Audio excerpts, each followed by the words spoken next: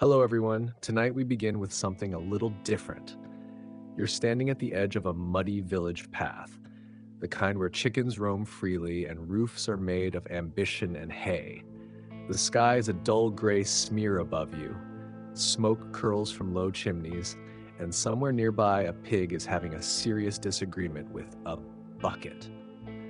This isn't a fairy tale. It's rural Europe, circa the 1100s. And trust me, once you step in, you might not find your way back out. So before you get comfortable, take a moment to like the video and subscribe, but only if you truly enjoy what I'm doing here. And please let me know in the comments where you're watching from and what time it is in your part of the world. Now, dim the lights, maybe turn on a small fan for that soft background hum, and let's begin tonight's journey together. It's early morning in the village. Not sunrise in a painting early. More like I can't feel my fingers and the air smells like sheep early. Inside one of the huts, a charming one-room structure with walls made of mud, straw, and good intentions, a family begins to stir. This isn't your average morning routine. There's no coffee machine, no slippers, and definitely no calm lo-fi playlist in the background. Just the steady drip of cold air leaking through the roof, the rustle of hay bedding, and the quiet groan of people realizing they have to do this all over again. Meet Hugh. He's 35, which in this time period is basically senior citizen status with back problems. He stretches gently because any sudden movement might snap something permanently, and looks over at Matilda, his wife, who's already awake and trying to soothe a squirming infant wrapped in linen that once dreamed of being a curtain. The kids are still huddled together, curled like kittens in the straw, except these kittens are expected to work the moment they can hold a bucket. The air inside the hut is thick, not metaphorically, literally. It's a combination of cooking smoke, body heat, and the kind of musty, wool-saturated scent that would make modern fabric softener weep. There's no separate bedroom, of course, just a single shared space where sleep, arguments, cooking, and child-rearing all happen in glorious medieval stereo. Outside, the village is waking up. You can hear it. Grumbling oxen, clattering wooden wheels, the thud of boots on wet earth, and far off in the distance, the toll of the church bell, less a gentle invitation and more a command. It means the workday has officially begun, and Hugh knows exactly what that entails. He rubs his eyes with a hand that's already calloused from decades of toil. His tunic, stiff from yesterday's sweat and the day before's rain, goes on without ceremony. There's no such thing as a wardrobe. Clothes are singular. You wear what you have until it either rots or walks away on its own. Matilda gives him a small nod, the medieval equivalent of a kiss goodbye, and turns her attention to the rest of her tasks. Feeding the chickens, keeping the toddler from falling into the fire pit, grinding grain for bread that might break a tooth or a spirit. Hugh steps outside and the cold bites him instantly. Not a playful nip, but a full-bodied embrace of remember who owns you. His breath fogs the air, and the muddy lane ahead promises nothing but hours of labor and the occasional soul-crushing conversation with a man named Malcolm. Malcolm, you'll meet later. For now, let's follow Hugh and his older son as they trudge toward the fields, tools in hand, wooden plows that should have been upgraded sometime during the Roman Empire. They don't speak. There's nothing to say. The land must be worked, the quota must be met, and their bodies are the only machines available. Back in the hut, Matilda ties a cloth over her head, takes a deep breath, and sets about keeping multiple humans alive with zero help from modern conveniences. She grinds grain with a rhythm born from necessity and desperation, her hands moving automatically while the baby fusses and the other children start to rouse. There's no breakfast, not really. Just a thick slurry of yesterday's bread mixed with hope and the occasional bean. The roof leaks. One corner smells suspiciously like goat, and somewhere in the distance a rooster crows like it's in pain, which it might be, because this is medieval Europe. Everything is slightly in pain. There's no school, no cartoons, no running water. The children help with the animals, with the garden, with hauling things far too heavy for their small arms. Childhood in this world is more of a speed bump than a phase. You're either small and working or big and working. Hugh's daughter Beatrix, just 12, is already being considered for marriage. Not for love, of course, for logistics. If they can marry her off to a neighboring family with a cow or two, that's one less mouth to feed, and a potential alliance that might mean slightly less suffering next winter. This is not cruelty. This is survival calculus, and everyone, from the oldest villager to the smallest child, knows it. And so the day begins. Not with joy, not with purpose, but with movement. Relentless, tired, necessary movement. Because in this life, standing still is just another way to fall behind. Let's stop here. Hugh hasn't even reached the fields yet, and already you can feel the weight pressing in. The cold, the hunger, the endless sameness of it all. But don't worry, we're just getting started. What comes next? Authority, injustice, and a man named Malcolm who really shouldn't have that much power, but unfortunately does. The fields aren't far from the village, but the journey always feels longer than it should, especially when your boots are mostly just foot-shaped suggestions made of cracked leather and resolve. Hugh and his eldest son, Arnold, don't talk as they walk. There's no point. The cold does most of the speaking anyway, whispering through the holes in their clothes, and gently reminding them that frostbite is not just for the weak, it's for anyone born without wealth. The land ahead is a dull brown expanse, like someone tried to paint with mud and gave up halfway. This is not a field of dreams. This is a field of obligations. Rows of damp earth wait like unpaid bills, and standing at the far end is the reason no one in the village has ever dared to take a long lunch break. Malcolm, the Reeve. Let's talk about Malcolm for a moment. Malcolm is technically a peasant, just like Hugh, but technically is doing a lot of heavy lifting here. He's the kind of man who found a sliver of power and immediately built himself a throne from it. Metaphorically, of course. Literally, he stands on clumps of higher dirt to appear taller when giving orders. His tunic is only slightly cleaner than everyone else's, which in this world is basically the same as wearing gold. He's also got that permanent squint that says, "I'm looking for someone to punish and your face will do." Hugh sees him and instinctively adjusts his posture, not out of respect, but out of survival reflex. Arnold follows suit, though the boy's eyes still flash with something dangerously close to defiance. Hugh places a steadying hand on his son's shoulder. Not today, not now. They reach the plot assigned to them, a long, uneven stretch that hasn't been kind this year. Too much rain, then not enough. A blight, a rumor of worms.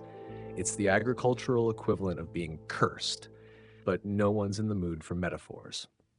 The Lord's quota still stands, and it doesn't care if your wheat came in half dead and suspiciously sticky. Their tools are exactly as terrible as you'd expect.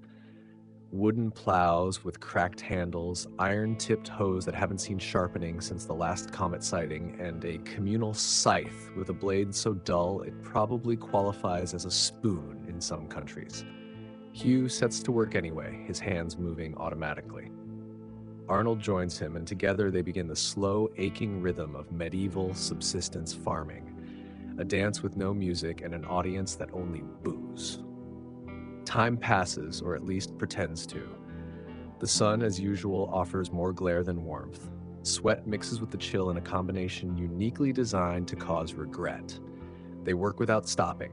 There is no break time. There's only keep going or explain yourself to Malcolm. Speaking of whom, around midday, the silence is broken by the sound of smug footsteps, Malcolm approaching with a satisfied smirk and a cudgel loosely swinging at his side. The man doesn't walk so much as swagger with a limp, like a rooster that lost one leg in a bar fight but still insists on leading the coop. Well, Malcolm says, voice dripping with authority he didn't earn. What's this?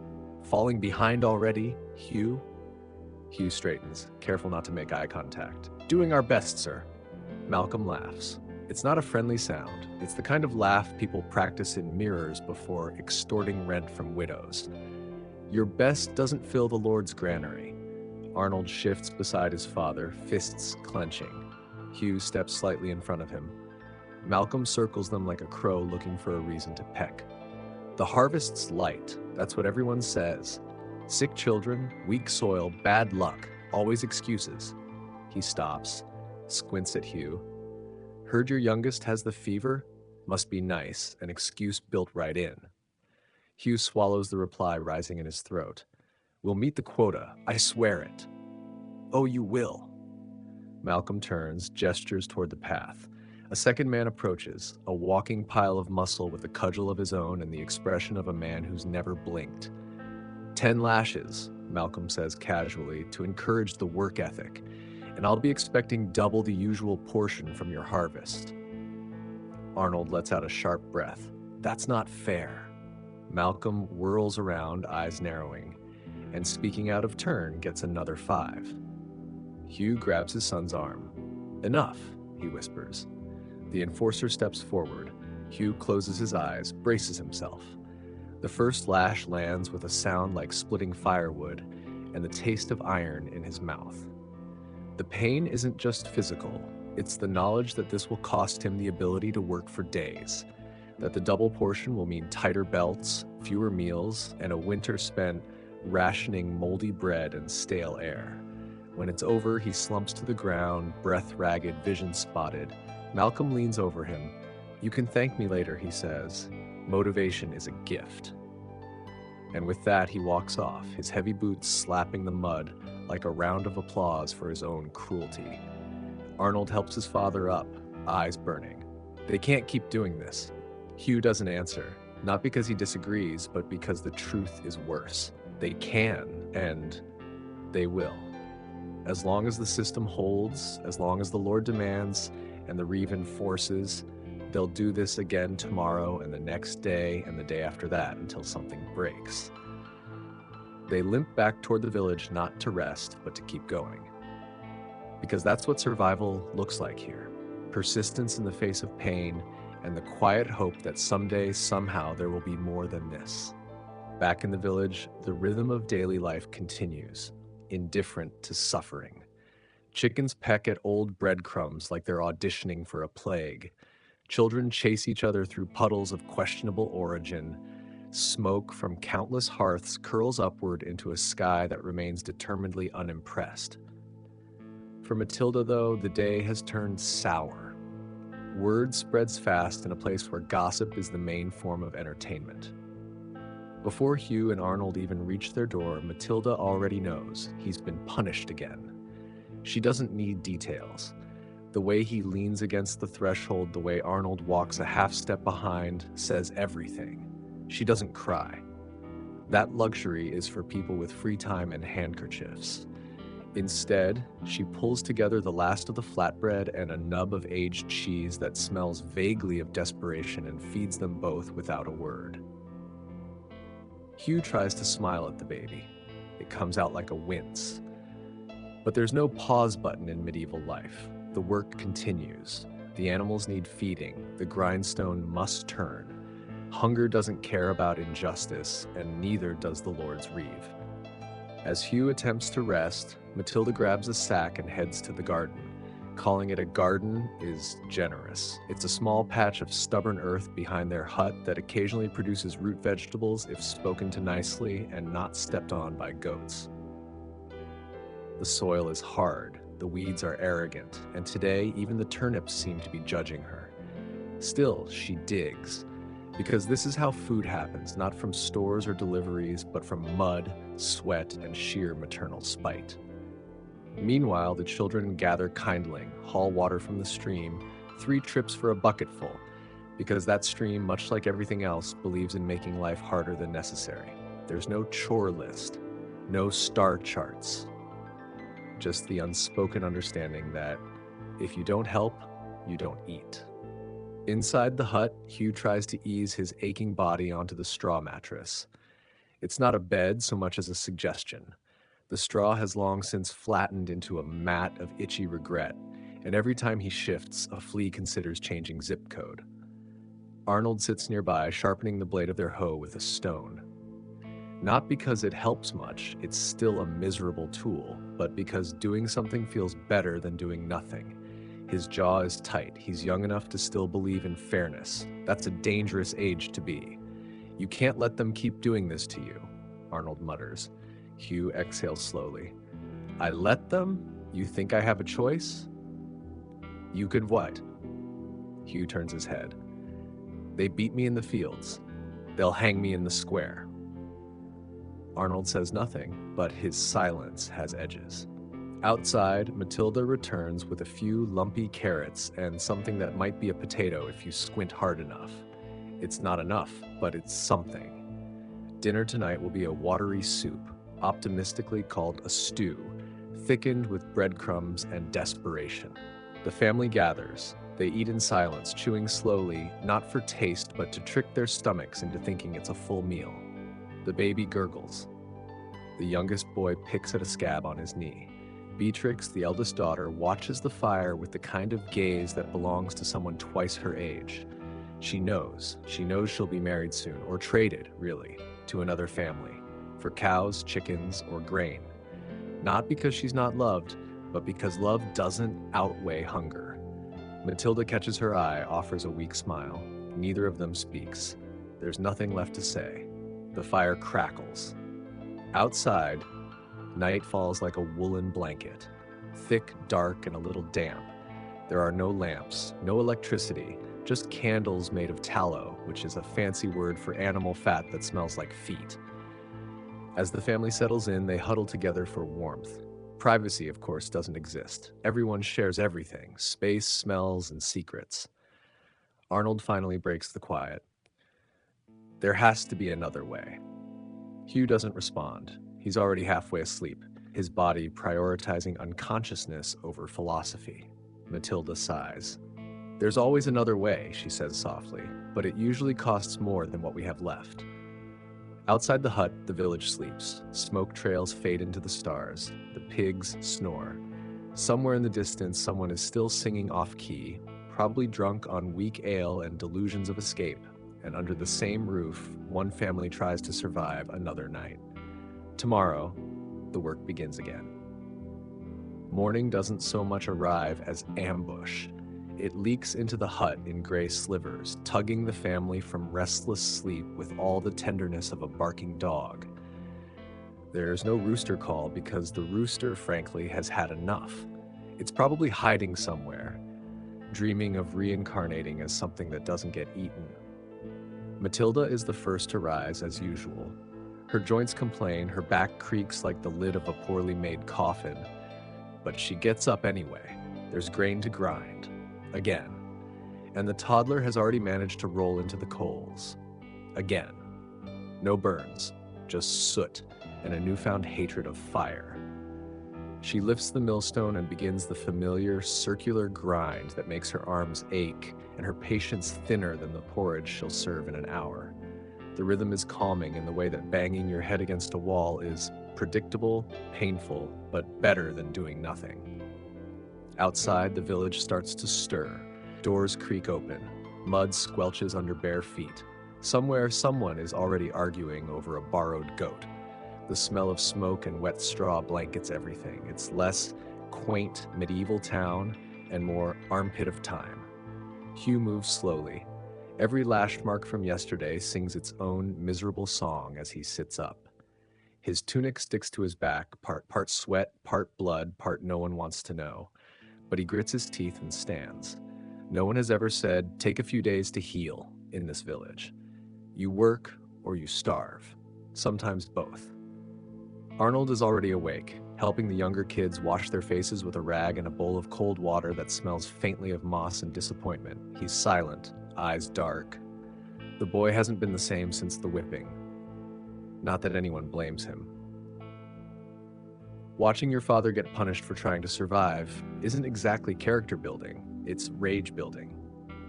Beatrix, sitting in the corner, braids her hair with practiced indifference, but you can see it in her eyes. She's counting. Not numbers, but days.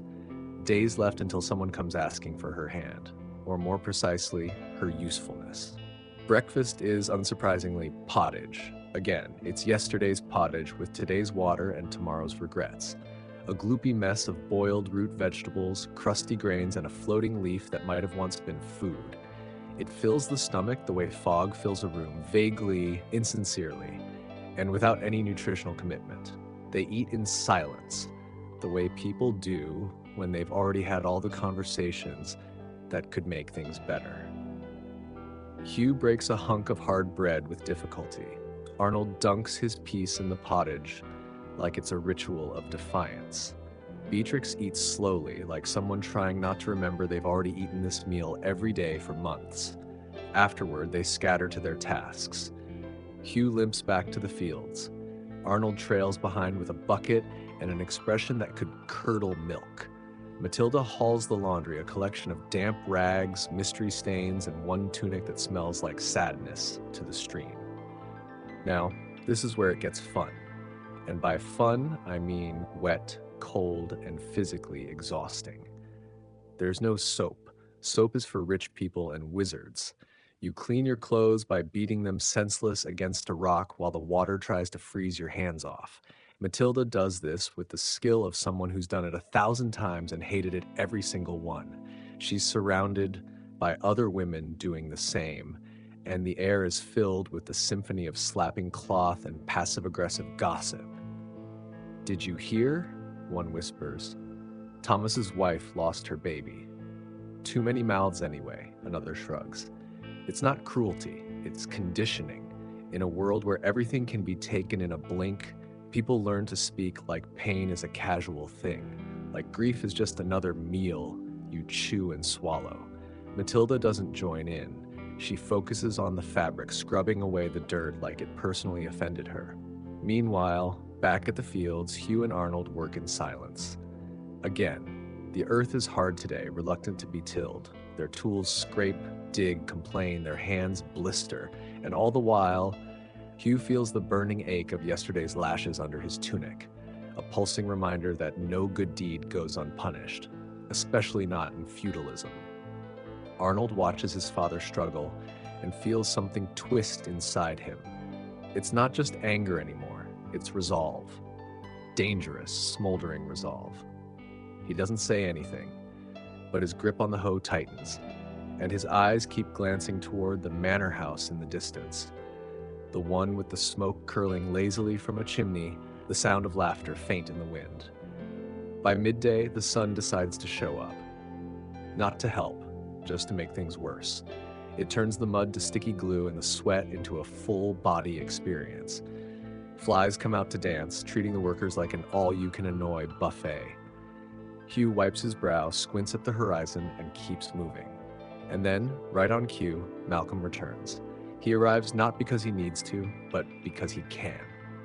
Because what's the point of having authority if you don't use it to ruin someone's afternoon? "Well," Malcolm drawls, watching Hugh from his perch on a relatively dry patch of ground, "look who's upright." Hugh nods but says nothing. Arnold doesn't even pretend to be polite. "You've still got double the quota to deliver," Malcolm reminds him. "And the Lord's patience isn't what it used to be." Arnold opens his mouth, but Hugh grabs his arm again. A silent plea. "Not here. Not now. Please." Malcolm smirks. "Teaching the boy obedience, are we? Good luck. They grow wild these days."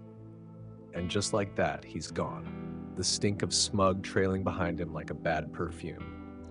Later that evening, the family gathers again. The children are too tired to play. Matilda's hands are raw. Beatrix sits by the hearth, sewing a patch into her dress that won't hold.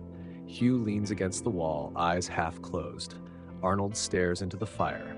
No one speaks. The room is thick with silence. Eventually, Beatrix breaks it. "There's a festival next week," she says quietly, "at the next village." Matilda glances over. "We don't have anything to offer. Maybe just to watch," Beatrix says. "Just to see something different." Hugh opens his eyes. "Different isn't always better," he mutters. "But it's still different," Beatrix replies, and no one argues. Because in a world that never changes, even a glimpse of something else, a different town, a new face, a chance at a better story, is enough to light a spark, one they'll carry with them through another cold, hard night. The festival is still days away, but already it has planted a seed, a quiet, flickering idea that maybe, just maybe, life isn't only this. That morning, the family wakes before the sky does, not because they want to, because they have to. The cold has a way of nudging you out of bed before your dreams finish buffering. Beatrix is the first one up this time, not Matilda, not Hugh, Beatrix. Because today she has a plan. It's not much of one. Mostly it involves sneaking off for an hour before chores begin. But that's about as ambitious as anyone dares to be when survival is still on the daily checklist. She braids her hair quickly, wraps a scarf around her shoulders, and slips out the hut with the practiced silence of someone who's done it before. The village in the pre-dawn gloom looks almost peaceful. Almost. If you squint past the mud and the lean-to that's been leaning progressively more each year, you could convince yourself this place has charm. Beatrix doesn't bother with that illusion. She's on a mission. She heads toward the old well. Not for water, but for information. That's where Edith usually sits, widowed, wrinkled, and rumored to know everything, which is impressive considering she forgets what day it is most of the time. But people still talk to her, because Edith listens, and in a world where no one's got time for your problems, that's a rare gift. Morning, duck, Edith croaks before Beatrix even says a word. Looking for trouble, are we? Beatrix smirks. Maybe just the path it walks on. Edith chuckles, a sound like dry twigs snapping. Festival, huh? Beatrix blinks. How did you? Child, I've got ears like a bat and more gossip than a tavern bench. They sit. Beatrix doesn't say anything for a moment. The well creaks as the wind brushes its frame. Do you think it's different there? She asks. The festival? Life. Edith leans back. Her bones protest. It's all the same hunger in different clothing, but sometimes seeing new rags makes the old ones itch less. Beatrix nods, tucking the thought away like a secret under her sleeve. Thanks. Don't thank me. I didn't lie to you.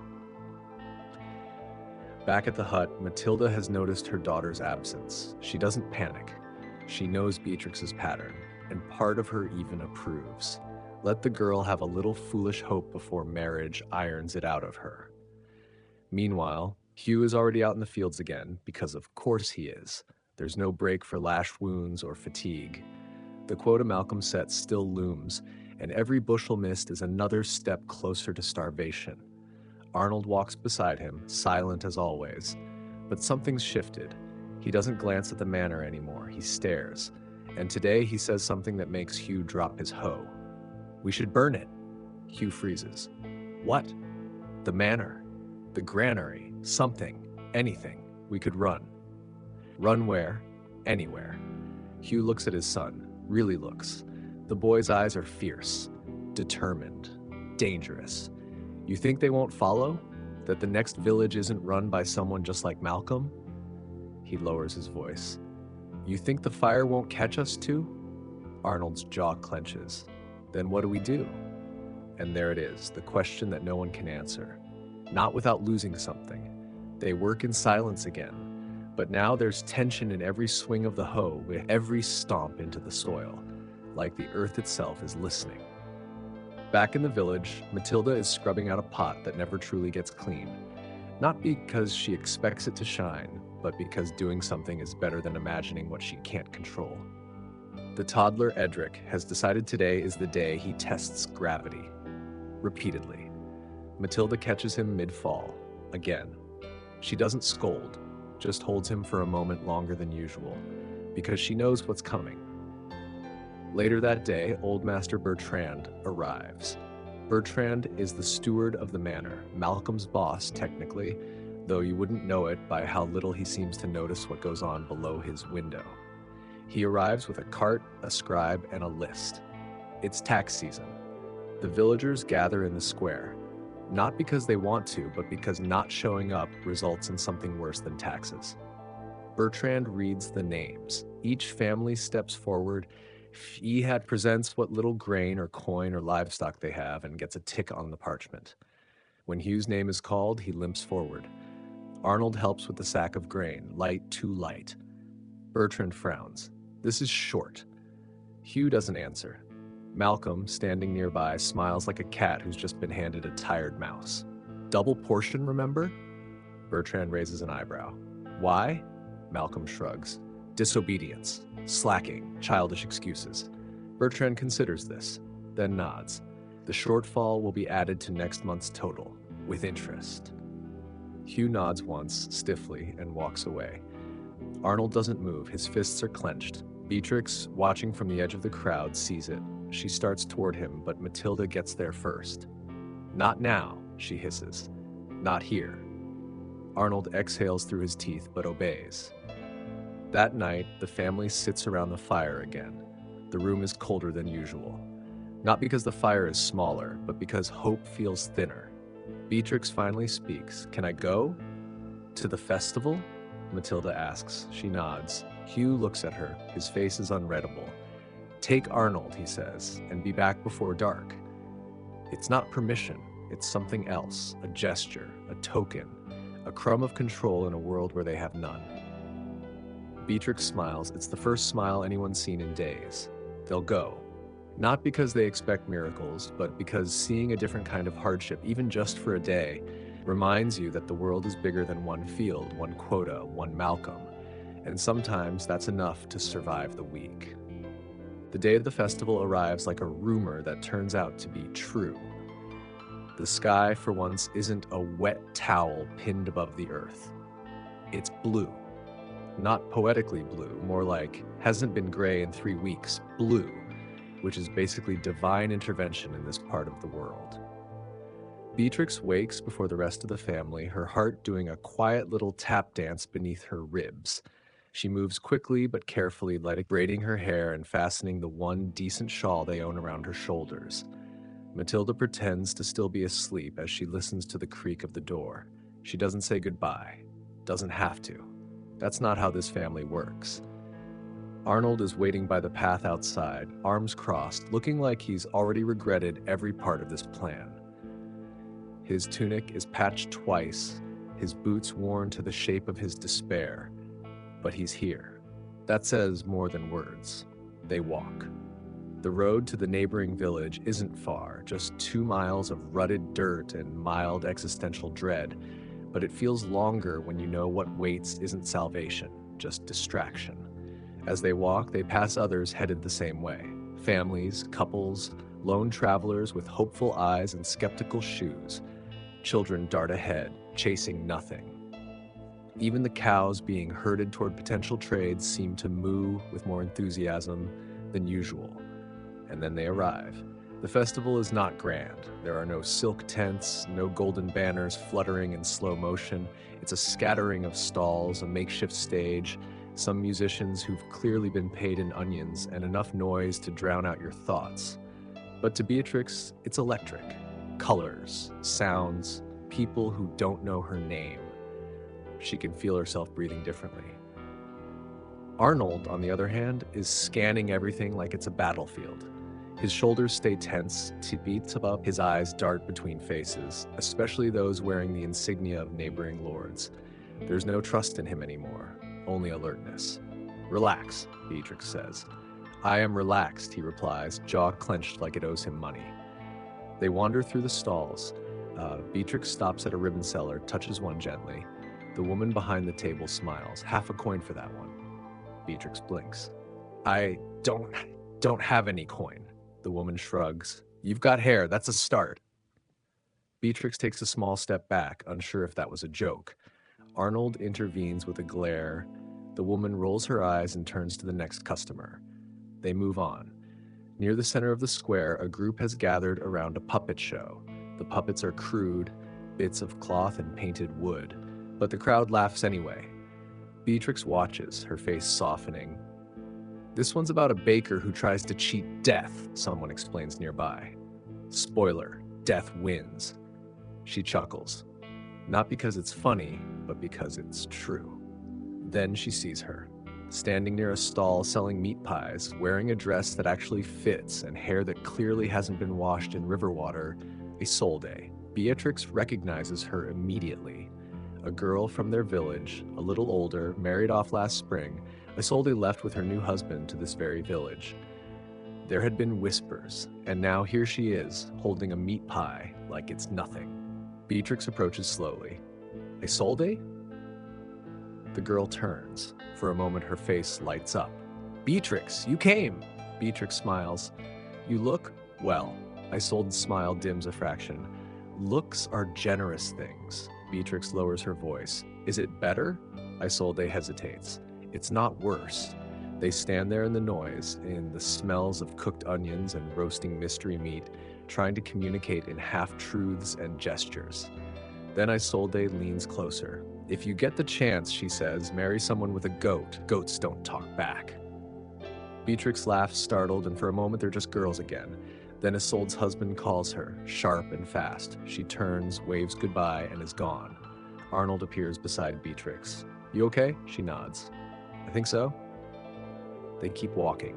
Eventually, they reach the edge of the village, where the music is softer and the crowd thinner. There's a small group of young people dancing, not gracefully, not well, but happily. A boy offers Beatrix his hand. He's around her age, probably a laborer's son. His tunic is stained with flour and optimism. She hesitates. Arnold raises an eyebrow. Go on, she accepts. It's awkward. Her feet move like they haven't been invited to this body. But she's smiling, genuinely. For the first time in weeks, the boy laughs, not unkindly, and they keep going. Arnold stands at the edge, arms crossed again, watching, guarding, but not intruding. When the dance ends, Beatrix returns, breathless. We should head back, Arnold says, before it gets dark. They walk home in the orange light of late afternoon, neither speaking much. The festival is behind them, but something of it lingers. At the hut, Matilda greets them with a nod. Hugh is dozing by the fire. The younger children are already asleep. Later that night, Beatrix lies on her straw mat, staring at the rafters. She doesn't feel saved, she feels seen. That will have to be enough. The next morning doesn't feel different. The pottage is still watery.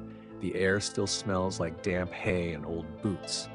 The roof still leaks in 4 very specific, memorized spots. And yet, something has shifted. Something small, quiet, but impossible to ignore. Beatrix wakes with the strange sensation of having memories that aren't wrapped in suffering. Laughter, dancing. A boy with flour on his sleeves. She turns her head and sees Matilda already up, feeding Edric a piece of bread that might have been considered edible 3 days ago. Arnold, by contrast, hasn't changed. He sits by the door, sharpening a stick with a rock in the kind of slow, deliberate way that makes you wonder if he's prepping for war or just deeply, deeply annoyed. Maybe both. Matilda watches them both from the hearth. She sees it. The difference. Beatrix glows faintly from within, like someone who just found out the world is slightly wider than her front yard. Arnold, though, is tightening, winding inward like a storm held in a jar. You two get some air, Matilda says finally, before the day starts yelling. It's not permission, it's strategy. The hut is too small for silent tension. Outside, the village is stirring. Barefoot kids kick a rag-stuffed ball past goats. A dog chases absolutely nothing with great conviction. Smoke curls upward from cooking fires, trying to convince the sky it's worth noticing. Arnold and Beatrix walk the path toward the stream, not speaking for a while. The silence isn't uncomfortable. It's the kind that says, I'm thinking and so are you, and neither of us is quite ready to say it. Eventually, Arnold breaks it. I saw Isolde. Beatrix raises an eyebrow. So did I. She looked not unhappy. Beatrix nods. That's what she said. It's not worse. They both know that's not a glowing review, but in their world, not worse might as well be a dream destination. Arnold throws the stick into the stream, it bubbles along the surface, then gets caught in a swirl and spins in place. That's us, he mutters, just stuck, spinning. Maybe, Beatrix says, but water always goes somewhere. It's a hopeful metaphor. Neither of them truly buys it, but it helps. Back at the hut, Hugh is awake. He moves like a man held together with straw and willpower. Every movement is a reminder that pain is the only part of him that never oversleeps. Matilda sets a bowl in front of him. He tries to eat, tries to pretend it tastes like something other than obligation. Fails. They need more grain, he says finally, for the quota. Matilda doesn't answer. She's already thinking the same thing.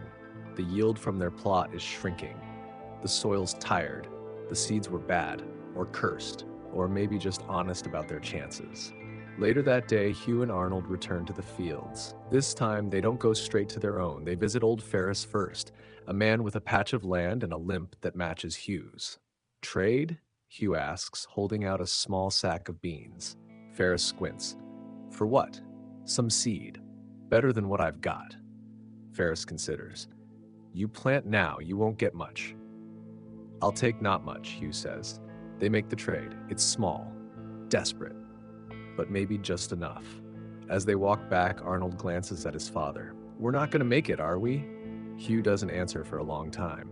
Then, not the way we are now. That night, Beatrix finds Matilda sewing by firelight, not fixing clothes, making something new, a small pouch. She's using threads pulled from an old blanket, hands moving with the focus of someone trying to distract her heart. What's that for? Beatrix asks. Dowry pouch. Beatrix freezes. So soon? Matilda shrugs. Better to be ready. Beatrix sits beside her. You know I'm not. I know. Doesn't mean others don't see you as ready. They sit in silence. Then Beatrix whispers, I dance with a boy. Matilda doesn't look up. Did he step on your foot? Only twice. Matilda smiles.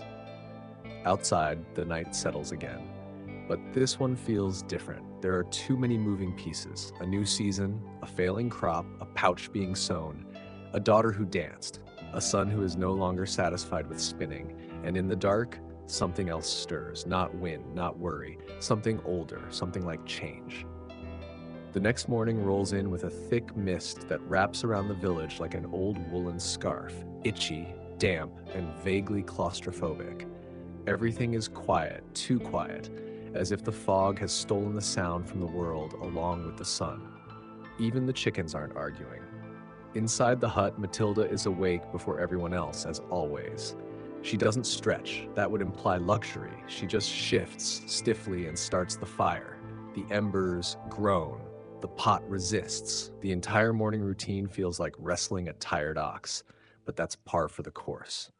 Hugh is slower to rise. His body is speaking a language of protest in every joint. His back, still healing from Malcolm's lashes, feels like someone replaced his spine with splinters. Still, he sits up. Because that's what you do. There's no second option. Arnold, surprisingly, is already gone. Matilda notices the absence immediately. She doesn't say anything, just files it away under potential disaster. Beatrix, wrapped in a blanket that smells like smoke and sleep, yawns without opening her eyes. He's off early, she mumbles. Matilda nods, either planning something or hiding from it. Out in the fields, Arnold is walking fast, not toward their own plot, but toward the old shed by the tree line, the one no one uses anymore. He slips inside, shuts the door, and pulls a bundle from beneath the floorboards. It's a length of rope, a cracked lantern, and an old blade. Not a sword. Just a long knife, worn dull but still capable of meaning. He runs his thumb along the edge, not to test the sharpness, but the seriousness. He's not sure what he's doing, but he knows he can't do nothing. Meanwhile, back in the village, Malcolm is strutting. Yes, strutting, like a rooster with a grudge and boots 2 sizes too proud. He inspects houses that don't need inspecting, questions children like they've committed treason, and generally makes himself a thorn in everyone's week.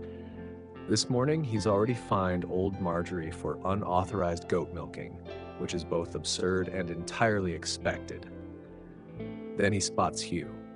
Morning, Malcolm says with that smile that's 80% teeth and 20% threat. Heard your boy's been wandering, looking for trouble? Hugh straightens, slowly, carefully. He's looking for work. Malcolm chuckles. That's what I call it too.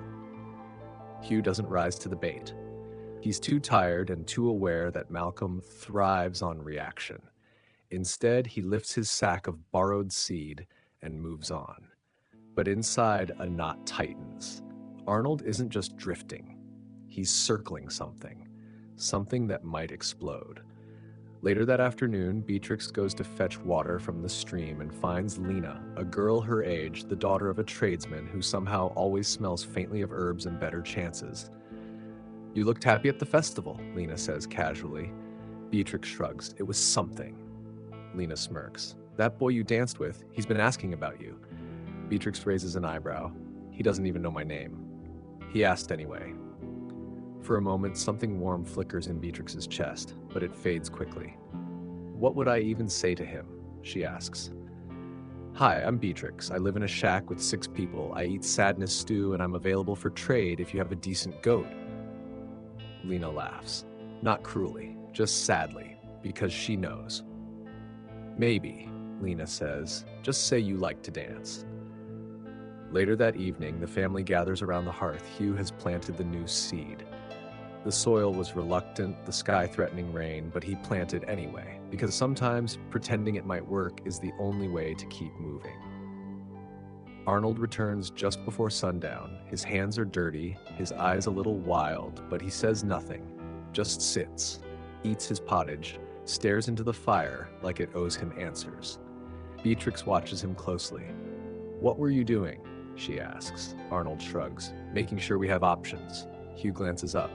"Options." Arnold looks at his father. "Not with rebellion, with resolve. We can't keep doing this forever." Matilda sets down her bowl. "And what would you rather do?" Arnold hesitates. Then, "Leave." Silence. The fire crackles. The wind whistles through the cracks in the wall. Somewhere outside, a dog barks at a squirrel and loses. Beatrix breaks the silence first. "And go where?" Arnold shakes his head. "Anywhere. North, west, to the coast, to the mountains, just not here." Matilda looks at Hugh. Hugh looks at the fire. "We'd lose everything," he says quietly. "We don't have anything," Arnold replies. "Not really, just pain on repeat." No one argues, because they've all thought it, but thinking it is different than saying it. Saying it means something has to change. That night, Beatrix can't sleep.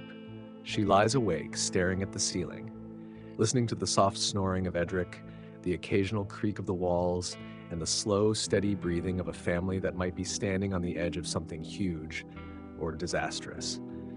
In the dark, she thinks of the festival, of Isolde, of dancing, and then of that boy. Maybe there's something beyond all this. Maybe. By morning, the fog has retreated, but it leaves behind a sky as white and blank as Hugh's expression when he hears the word hope. The village stirs slowly, as if reluctant to commit to another day of absolutely everything staying exactly the same. Except today, it won't. Because Arnold is packing. Not obviously. He's not stupid. No rolled up blanket tied to a stick, no dramatic farewell at the gate, just quiet decisions. Food tucked into his satchel.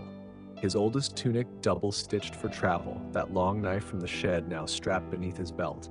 Hidden, but ready. Beatrix sees him and knows immediately. "You're leaving." Arnold doesn't deny it. "Tonight," he says. "After supper." She stares at him, then glances toward the hut, where Matilda is stirring the morning pot of maybe turnip. Hugh is outside, sharpening a hoe that hasn't worked right in a decade. The little ones are playing with a stick and a rock, pretending it's a chicken and a goat. It's not adorable. It's depressing. "You can't just go," she says. "I can," Arnold replies, "because staying is killing me." Beatrix doesn't cry, doesn't raise her voice. She just says, "Then I'm going too." Arnold blinks. "No, you don't get to decide that. You'll slow me down. I'll keep you sane." They stare at each other in the muddy silence, the kind that settles between siblings who've spent their lives surviving side by side and now suddenly have to choose which way the road breaks. He looks away first. "Fine. Tonight. After they sleep." Beatrix nods, turns back toward the hut, and immediately begins planning. Food, water, a distraction. At supper, Hugh is unusually quiet.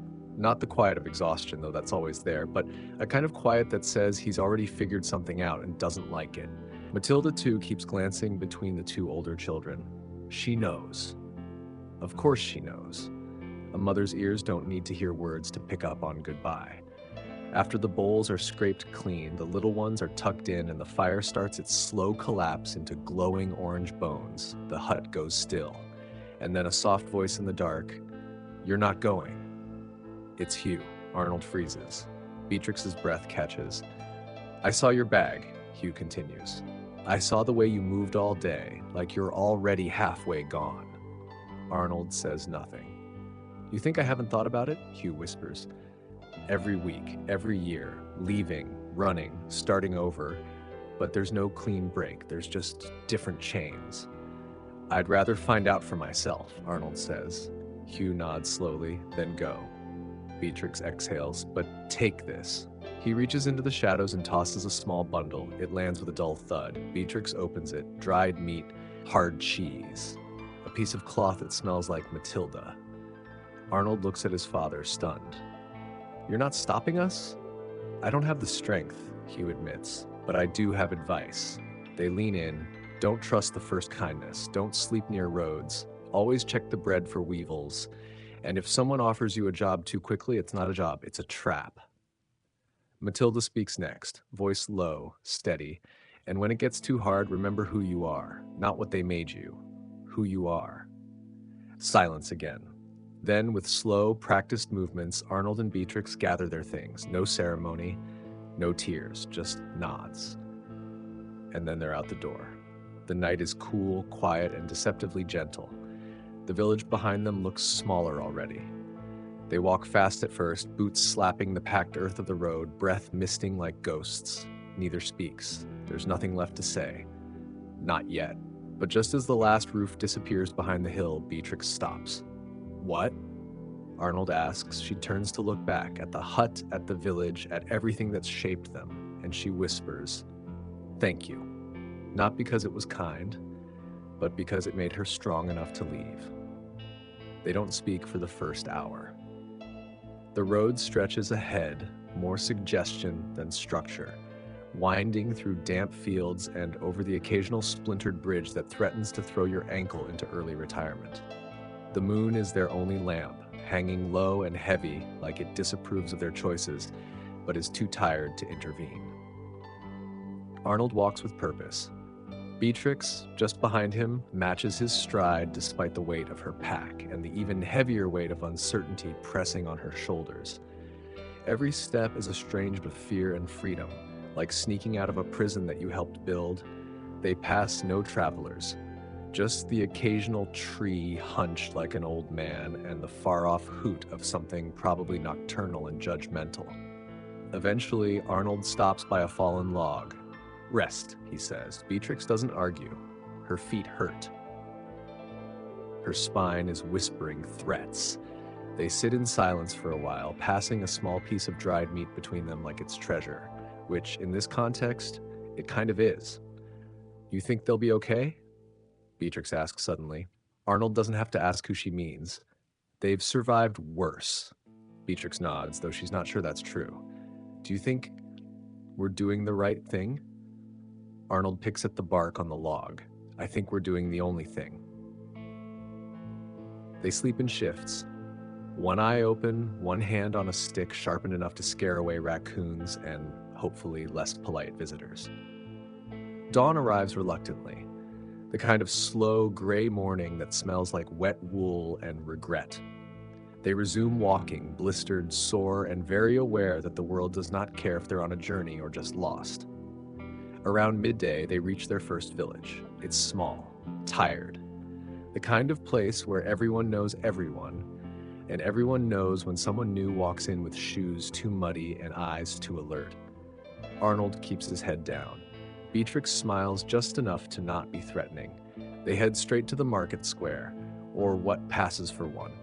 A few stalls, a crooked sign advertising fresh eggs that may or may not still be attached to the chicken. An old man selling potatoes eyes them. "Looking for work?" he grunts. Arnold glances at Beatrix. "Yes," she says. The man gestures to a pile of crates. Move those to the shed. Don't drop them. It's not glamorous or clean or remotely fair, but it's coin. And coin means bread, and bread means not dying. They get to work. Beatrix lifts one end, Arnold the other. They carry, stack, wipe their hands on their tunics, and repeat. By the time the last crate is in place, their arms are jelly and their backs resemble question marks. The man tosses them 2 copper pieces and a heel of bread so hard it could double as a weapon. They don't complain. They sit beneath a tree and eat slowly, chewing like it's a ceremony. Arnold looks at the coin, then pockets it. One night in the stable, he suggests. Beatrix nods. With straw, if we're lucky. They find a place behind the village inn, more a glorified tavern with a roof that leaks in all directions. The stable boy takes their coin and points to a stall without saying a word. They lay down, no blankets, no pillows, just straw and exhaustion. Still, Beatrix smiles. We're alive, she says. Arnold snorts. Barely. She turns to him. We did it. Did what? Left. Arnold doesn't respond right away. Then yeah, but now we have to figure out how to stay gone, and that's the truth of it. Leaving was the easy part. Surviving is the real test. The next morning, they move on. The road is less forgiving now, rocky, uphill, with a sun that decides to be helpful by turning them into sweat-covered potatoes. But they keep going. Village to village, job to job. One day it's pulling weeds. The next, it's helping build a fence that immediately collapses because someone forgot how angles work. They meet people, some kind, some suspicious. One man offers them a room for free, which they politely decline because his smile is 3 seconds slower than his eyes and smells like betrayal. Beatrix learns to sew better. Arnold learns to lie better. Weeks pass. Then one afternoon, they reach a town with real streets, stone ones, a market with color, a crowd that doesn't look at them like dirt with legs. It's not a city, but it's something bigger. And suddenly, the world is larger. They stop at a fountain. Beatrix dips her hands in the water, eyes wide. There's a child nearby playing with a wooden doll, a real bakery with real smells, a notice board with real papers. Arnold stares at one. Hiring, he reads aloud. Dock work. No questions. He looks at Beatrix. She grins. Sounds perfect. And for the first time in a long time, they laugh. Not because everything's okay, but because for once, something is possible. By now, they've learned how to blend in. Beatrix keeps her shoulders squared, eyes forward, like she belongs here, even if the seams of her dress suggest otherwise. Arnold walks beside her, calm and careful, one hand always close to his belt, where that not-so-symbolic knife rests, dull but dependable. The docks are louder than anything they've known. Carts clatter, ropes snap taut. Sailors shout across the water in a dialect made of insults and wind. The air smells like fish, sweat, and old promises. In other words, exactly like survival. They find the man in charge quickly. Foreman Barlow, a barrel of a human with a beard like a bale of hay and a voice that could flatten fences. You're small, he says, eyeing Arnold, but I've seen rats pull carts. Can you lift? Arnold nods once. Barlow points to a crate. Prove it. Arnold lifts. The crate groans. His back protests. But it moves. That's enough. Barlow tosses him a token, a rough disc of metal that says worker. You break something, you buy it. You die, we toss you. Charming. Beatrix doesn't expect much for herself, but Barlow eyes her next. Got hands? She nods. Good, clerk needs help with numbers. Can you write? Yes, she lies. He grins. He can't either. Perfect. And just like that, they're hired. Arnold is sent to unload salt from a ship that's seen better centuries. Each bag feels like it's trying to compress his spine into a decorative coin. His hands blister, his legs shake, but he keeps going. Beatrix is led to a small table under a canopy of stitched-together canvas. A man with ink-stained fingers and an expression like he's allergic to joy gestures for her to sit. This is the manifest. This is the quill. Try not to stab yourself. He shows her the numbers, the names, the marks. She pretends to understand, copies the shapes, and, miracle of miracles, gets it right enough that he doesn't throw her into the harbor. By nightfall, they're paid, Not much. A few coins and a bread roll that's only slightly petrified. But it's more than they've had before. They rent a room above a tavern with straw mattresses and a single window that opens toward a wall. Privacy, relative comfort, a door that locks, luxury. They sit in silence for a while. Your hands okay? Beatrix asks. Arnold flexes his fingers. They'll survive. She holds up the roll. Dinner. They split it, laughing as their teeth fight the crust. Do you think this could be it? She asks. A life here? Arnold shrugs. It's a start. But deep down, they both know this is temporary. Nothing sticks unless you have land, a name, protection. All they have is each other and a growing list of towns they can't afford to revisit. Still, they sleep well that night. In the morning, Beatrix wakes first. The town sounds different from above, less desperate, less familiar.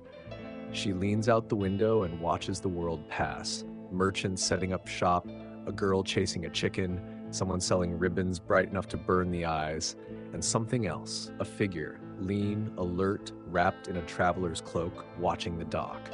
She squints. Not Malcolm, but someone with the same posture, the same stillness. She watches for another minute, then steps back. Arnold, she whispers. He stirs. What? Someone's watching the docks. He sits up immediately. Here? I don't know. They don't panic, but they don't go to work that day either. Instead, they spend the morning observing from different places. Arnold from the back of a cart, Beatrix from the cloth stall near the alley. The man stays, doesn't speak, doesn't move much. By mid-afternoon, he's gone. Just walked off. No one else seems to notice or care. But Arnold and Beatrix do. That night, they pack quietly. Not everything, just what matters. Not because they're sure, but because they've learned. The world never lets you get too comfortable without demanding a receipt. And theirs might be overdue. They leave at dawn. No farewell, no notice. Just silent steps down a creaky tavern stairwell and out into streets still slick with last night's rain. The air is heavy with the smell of salt and baked fish, but at least it's honest. They walk fast but not suspiciously. A practiced pace, two people who have learned how to disappear without causing alarm. Arnold leads, Beatrix follows. Not because he's in charge, but because she's watching their back. It's not paranoia anymore. It's protocol. They make it out of the town before the bells ring. Past the market, past the outer gate where a guard nods half asleep and doesn't notice the sharpness in their eyes, or the way Beatrix clutches her satchel like it contains more than bread and coins. By mid-morning, they're miles out, just a dirt path, winding through a landscape too wide for comfort. Trees here are sparse, shade, a luxury. Their boots kick up dust that sticks to their ankles like regret. They don't speak much until the sun reaches its judgmental peak. Did he follow us? Beatrix finally asks. Arnold scans the horizon. No, she nods, but doesn't relax. Who do you think he was? She continues. Arnold shrugs. Doesn't matter. He was looking for something. Maybe us. Maybe someone else. Maybe. But neither believes that. They keep walking. By afternoon, they find a stream. The water is clear enough, cold enough, and moving. Everything you want in a friend or a drink. Beatrix kneels, splashes her face, fills their flasks. Arnold scans the tree line while chewing the last of the bread roll they bought 2 towns back. It's tough enough to bruise his jaw, but it beats hunger. They rest beneath a crooked willow, the only generous tree in sight. This isn't sustainable, Beatrix mutters. Arnold doesn't argue. He just lays back and watches the clouds drift like bored sheep. We can't keep running, she says. Then what? Go back? No, but maybe somewhere quieter, less docks, less people who stare too long. Arnold sighs. Somewhere with goats and dirt floors and a lord who wants half your breath in taxes? Beatrix leans back beside him. Maybe, she says. But maybe this time we own the dirt. It's not a plan, but it's an idea. And that's more than they had this morning. That evening, they reach a hamlet, a blink-and-you-miss-it cluster of homes with thatched roofs and fences made of sticks and wishful thinking. There's no official inn, but there's a barn with room and an old woman named Runa who rents out sleeping space for the price of good manners and a bit of firewood. They stay. That night, lying in straw again, but with full bellies and no immediate threats, Beatrix asks, "What would we even do if we stayed somewhere?" Arnold is quiet for a long time. Then, "I could fix things, build, farm," Beatrix smiles, "and I could lie about numbers and teach chickens how to read." Arnold chuckles. It's a rare sound like rain in summer, but beneath the joke is a truth neither wants to speak out loud. They want roots. They want stillness. They just don't trust it anymore. The next day, Runa offers them a deal. "I've got an old plot, useless to me now. If you clear it, it's yours for the season." Arnold blinks. "Seriously?" She shrugs. "You've got hands, I've got land. The math's not complicated." They agree. And just like that, for the first time in their lives, they have something that feels dangerously close to stability. The land is, to put it kindly, unimpressed by their presence. Rocks everywhere, soil like stubborn clay, a fence that's more theory than structure. But Arnold rolls up his sleeves. Beatrix digs in, sometimes literally. Together they work until their backs ache and their fingers blister. But it's different, because this time it's theirs. They plant a small crop, beans, onions, hopes. They fix the fence. They patch the roof of the hut beside the plot, turning it into a place that almost deserves the word home. Evenings are spent by the fire. Runa visits sometimes, bringing advice and bread so dense it might qualify as armor. The hamlet accepts them slowly, not warmly, but without pitchforks. And in this world, that's affection. One night, as they watch the fire crackle and listen to the wind whisper through the newly thatched roof, Beatrix says, "We've never stayed this long in one place." Arnold nods. She looks at him. "You think we should move on?" He thinks, then shakes his head. "Not yet." Outside, a wolf howls, distant, lonely. But the door is barred. The fire is warm.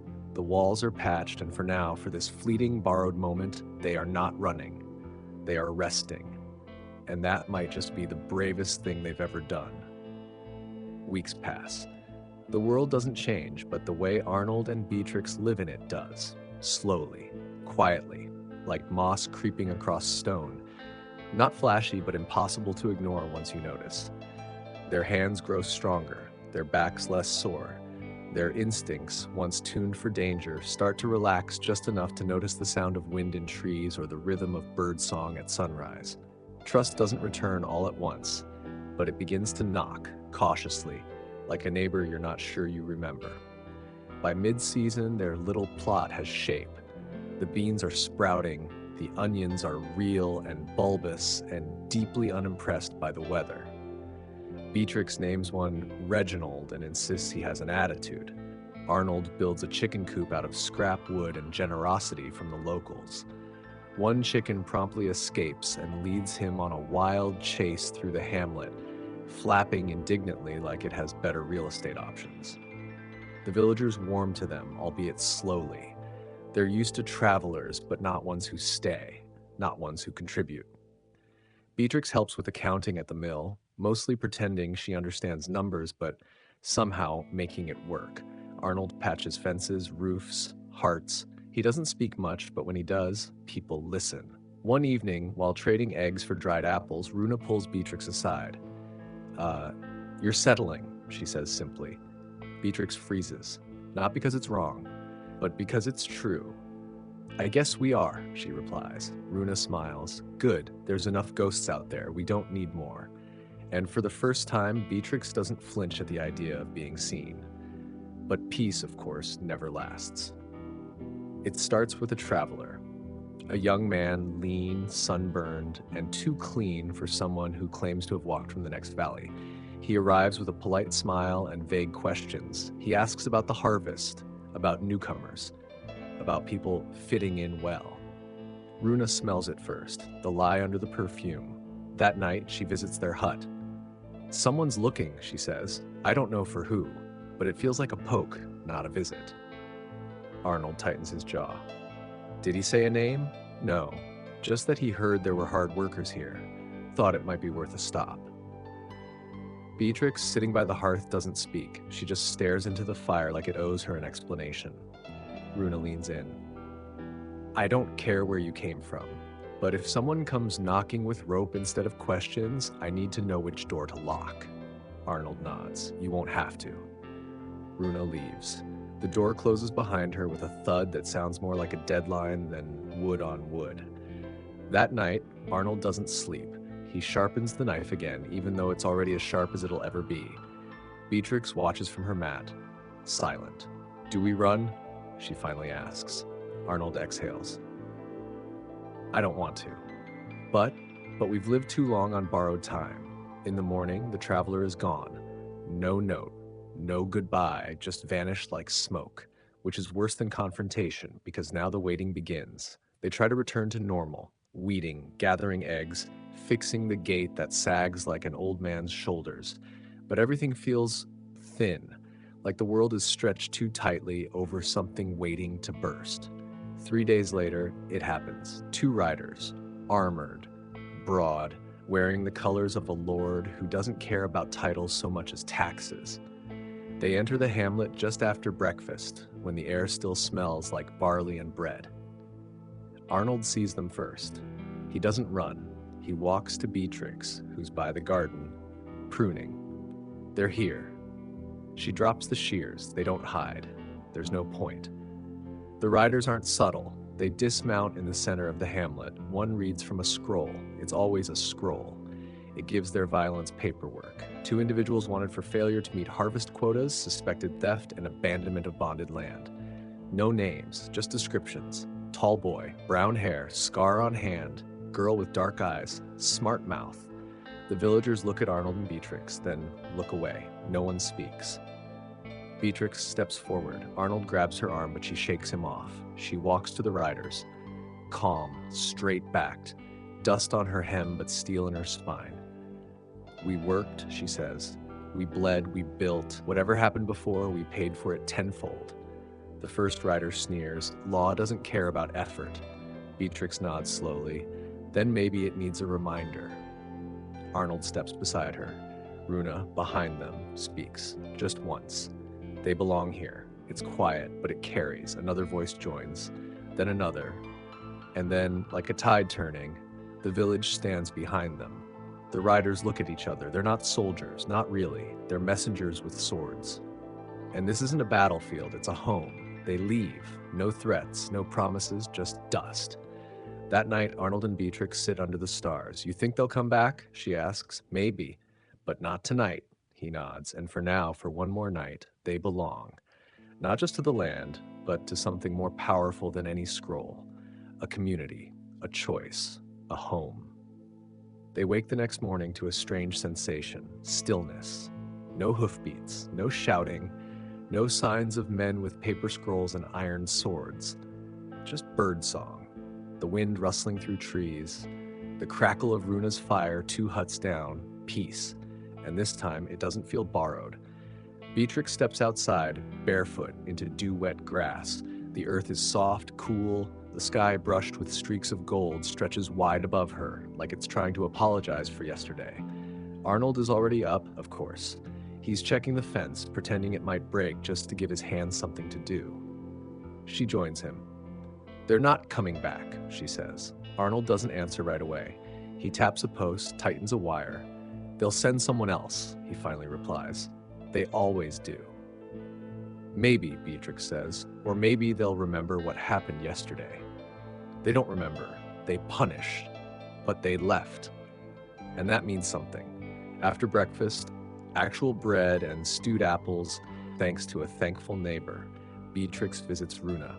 The old woman is sitting by her window, sewing a patch onto a blanket with the kind of precision that could be mistaken for magic. Thought you might come, Runa says, not looking up. Beatrix smiles. You knew I would. They talk for an hour, not about danger, not about loyalty or fear, about roots, about building, about staying. Runa tells stories, quiet ones, about the early days of the hamlet when everything was made from borrowed stone and stubbornness. It's not about fighting, Runa says. It's about not flinching. Beatrix understands. Meanwhile, Arnold is in the fields with Willem, a boy just younger than him who speaks mostly in grunts and believes strongly in overplanting onions. They work in tandem, turning soil, planting, cursing rocks. Willem doesn't ask about the riders. Arnold doesn't offer anything. But when they stop for water, Willem hands him a small pouch. "For sharpening your knife," he mutters. Arnold blinks. "Why?" Willem shrugs. "In case next time they don't leave." It's not kindness, it's practicality, and Arnold respects that. The days pass, the crops grow, so does the house. With help from the villagers, especially Marta, the carpenter's wife, they expand the hut into something more than a shack. It gains a proper door, a second window, a loft space Beatrix immediately claims as her reading corner, even if she only owns 3 books. Someone gives them a goat, no explanation, just tied to a post one morning, chewing grass like it's on vacation. Beatrix names her Victory. The name sticks. Every week they go to market. Every month they trade. They're building something, not just living inside it. A future. Then one day a letter arrives, carried by a boy with freckled hands and bad boots. He doesn't know what it says, just knows it's for them. Beatrix opens it. It's from Isolde.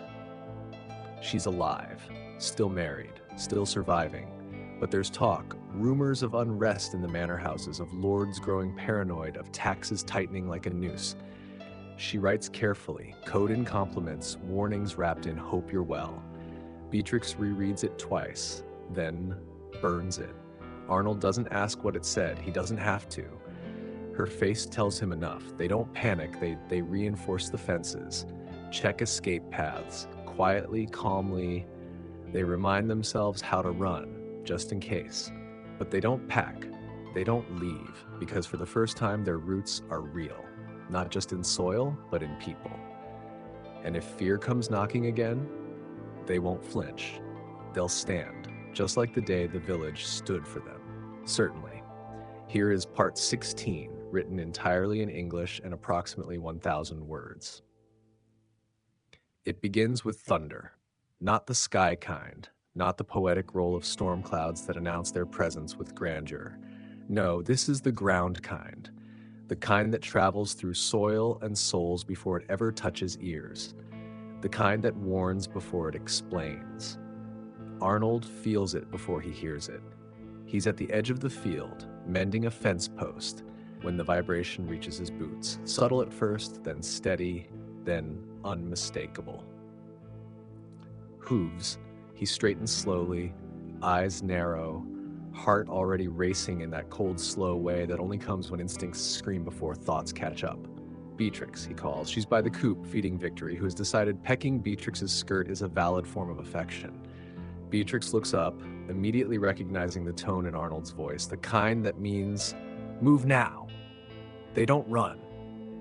Not yet, but they don't wait either. They head to the center of the hamlet where others have already begun to gather. Heads tilt toward the road. Runa stands with arms folded. Her jaw is set like stone. The riders come into view. 6 of them. Not just soldiers, knights. Clean armor, fresh horses, faces that haven't missed a meal since birth. At the front, the boy from before, still smiling, still smug, but this time he's not pretending to be polite. I'm afraid we've had some confusion," he says loudly, dismounting like it's a performance. "Reports came back from this village, and, well, the names didn't match the numbers. The faces didn't match the lists." He turns, facing the crowd. "So, I've returned with some help to clarify." No one moves. Arnold's hand hovers near his belt, but doesn't draw. Not yet. Beatrix is beside him, lips pressed tight. The boy continues. "You see, the Lord has taken a keen interest in ensuring that all who owe him labor, land, or loyalty are accounted for. It's only fair. Order must be maintained." He scans the crowd. "Let's begin with introductions. One by one. Name, origin, family. It's not a request." The villagers look to each other, a few step forward. "Speak quickly, honestly." Then the boy points. "You," he says to Beatrix. "Let's hear it." She steps forward slowly. Her eyes meet his. "I'm Beatrix," she says, "daughter of Matilda, sister to Arnold. We came from nothing. We built what we could." The boy nods. "But not from here." No, she agrees. But we are now. He smiles. That's not how law works. Runa steps forward. It's how community works. The boy's smile tightens. The elder. I'm sure you understand the importance of records, of clarity. I understand the importance of knowing who stands by you, she replies, and who hides behind paper. A murmur ripples through the crowd. The boy glances at his knights. One of them shifts his grip on the reins. Arnold steps forward now. You want to take us? He asks. You'll have to explain why to everyone here. Out loud, without lies. The boy laughs, but it's thin. You stole land, abandoned your duties. That's the truth. No, Arnold replies. We escaped cruelty and we earned this. And what happens, the boy asks, turning now to the crowd, when others do the same? What happens when every peasant thinks they can flee, squat, and call it freedom? Silence. Then a voice, small but clear, from Willem, standing near his father. What happens when the system breaks people and they fix themselves anyway? The boy freezes. Because this isn't going the way it's supposed to. You have no right, he begins, but he's by Runa. You have no power here unless we give it to you. And she steps forward. Staff in hand, gaze unwavering. The villagers follow, not with weapons, with presence, with unity. The boy looks around at the growing wall of people, at the shrinking gap between entitlement and reality. Then slowly, he steps back, mounts his horse. We'll be back, he says. Runa nods. Then we'll still be here. They leave. The thunder of hooves fades and the village exhales. Later, back at their home, Beatrix sits by the fire, silent. Arnold is fixing the same fence post he started that morning, but the hammer rests in his lap now, forgotten. They'll come back, she says. Probably, he replies, but we won't run. Arnold shakes his head. No, he says, we'll stand, because this isn't just survival anymore. Beatrix nods. It's home. Outside the wind shifts, but inside the walls hold, waiting for Tip-Took to proceed to part 17. It begins with thunder, not the sky kind, not the poetic roll of storm clouds that announce their presence with grandeur. No, this is the ground kind, the kind that travels through soil and souls before it ever touches ears, the kind that warns before it explains. Arnold feels it before he hears it. He's at the edge of the field, mending a fence post, when the vibration reaches his boots. Subtle at first, then steady, then unmistakable. Hooves. He straightens slowly, eyes narrow. Heart already racing in that cold, slow way that only comes when instincts scream before thoughts catch up. Beatrix, he calls. She's by the coop, feeding Victory, who has decided pecking Beatrix's skirt is a valid form of affection. Beatrix looks up, immediately recognizing the tone in Arnold's voice, the kind that means move now. They don't run. Not yet, but they don't wait either. They head to the center of the hamlet where others have already begun to gather. Heads tilt toward the road. Runa stands with arms folded. Her jaw is set like stone. The riders come into view. 6 of them. Not just soldiers, knights, clean armor, fresh horses, faces that haven't missed a meal since birth. At the front, the boy from before, still smiling, still smug, but this time he's not pretending to be polite. I'm afraid we've had some confusion, he says loudly, dismounting like it's a performance. Reports came back from this village, and, well, the names didn't match the numbers. The faces didn't match the lists. He turns, facing the crowd. So I've returned with some help. To clarify, no one moves. Arnold's hand hovers near his belt but doesn't draw. Not yet. Beatrix is beside him, lips pressed tight. The boy continues. You see, the Lord has taken a keen interest in ensuring that all who owe him labor, land, or loyalty are accounted for. It's only fair. Order must be maintained. He scans the crowd. Let's begin with introductions, one by one. Name, origin, family. It's not a request. The villagers look to each other. A few step forward, speak quickly, honestly. Then the boy points. You, he says, to Beatrix. Let's hear it. She steps forward slowly. Her eyes meet his.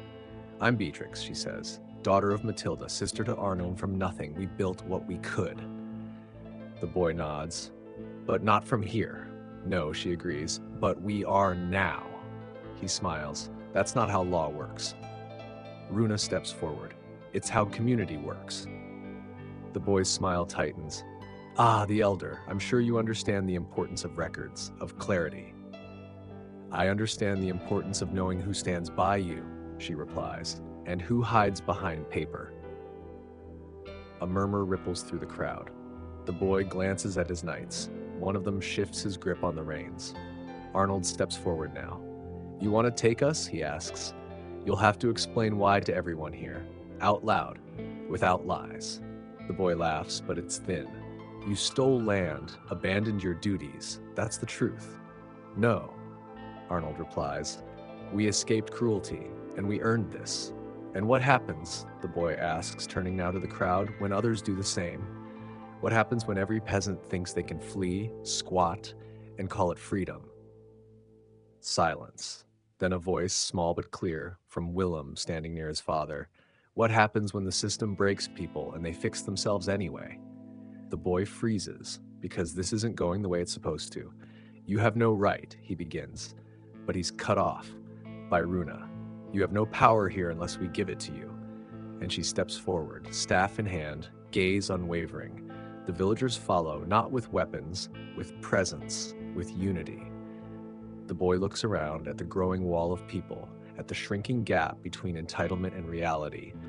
Then slowly, he steps back, mounts his horse. We'll be back, he says. Runa nods. Then we'll still be here. They leave. The thunder of hooves fades, and the village exhales. Later, back at their home, Beatrix sits by the fire, silent. Arnold is fixing the same fence post he started that morning, but the hammer rests in his lap now, forgotten. They'll come back, she says. Probably, he replies, but we won't run. Arnold shakes his head. No, he says, we'll stand, because this isn't just survival anymore. Beatrix nods. It's home. Outside, the wind shifts, but inside, the walls hold. The days after the confrontation pass with an odd kind of hush, like the village is holding its breath, waiting for the next knock, the next demand, the next escalation. But it never comes, not immediately. Instead, there's work, always work.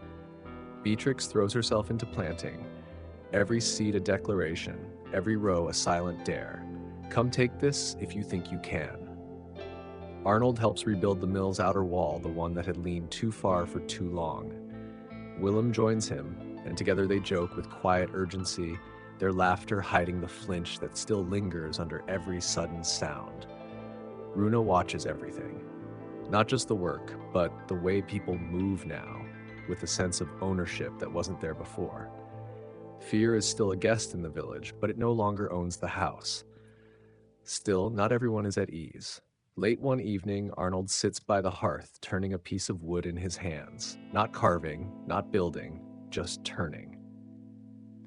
His eyes are distant. Beatrix enters carrying a basket of eggs from Victory, who has somehow learned to lay them only in the most inconvenient corners of the coop. You're doing it again, she says. Doing what? Staring like you're bracing for the sky to fall. Arnold shrugs. Can't help it. You've helped rebuild half the hamlet. You've fixed every fence, patched 3 roofs. Even Victory tolerates you now. You think that's nothing? I think it's temporary, he replies. Beatrix sets the basket down and sits across from him. Everything is temporary. That's the point. We build anyway. He looks at her tired. You don't ever feel like it's all going to fall apart again? She pauses. Then, all the time. But it hasn't. Not yet. And maybe that's enough. Arnold nods slowly, absorbing the weight of her words like water into dry earth. They sleep better that night. Not deeply, not carelessly, but better. 2 weeks pass. The village continues to mend. Crops grow. Children laugh again. Runa organizes a midsummer gathering, not a festival, too bold, but a communal supper. Everyone contributes. Bread, cheese, pickled vegetables, the occasional questionable meat pie. Beatrix brings stewed apples. Arnold brings quiet security. That night, under a sky full of stars, the village shares food, music, and something far rarer, ease. Even the elders, those who have seen too many lords and too few choices, smile without flinching. Willem sneaks a bottle of cider. Runa pretends not to notice. Beatrix sits by the fire, her hands wrapped around a warm cup, watching Arnold as he actually speaks with one of the old smiths, about tools and repair and future plans. And it hits her suddenly with the softness of a secret. He's not just staying, he's rooting. After the gathering, as the embers burn low and the stars blur with sleep, Beatrix and Arnold walk home. They'll come again, he says quietly. I know. You think we'll win next time? I think we'll be ready. He nods, and this time he believes it. The next morning, life returns to its usual rhythm, until it doesn't. Just after noon, a rider arrives. Alone, dusty, tired, not armored, not rich. He doesn't dismount at the center of town. He stops by the well, drinks deeply, and waits. Arnold approaches first. You looking for someone? The man nods, pulls a piece of folded parchment from his cloak. My name's Tavian, he says. I'm not here to collect, I'm here to warn. That gets everyone's attention. He speaks low, careful. He tells them of the patrol's doubling, of names on lists, of villages burned, not for rebellion, but for silence. They think silence means guilt, Tavian says. They think order comes from fear. He looks at Arnold, then Beatrix. You're not just names to them anymore, you're symbols. The word hits harder than expected. Symbols.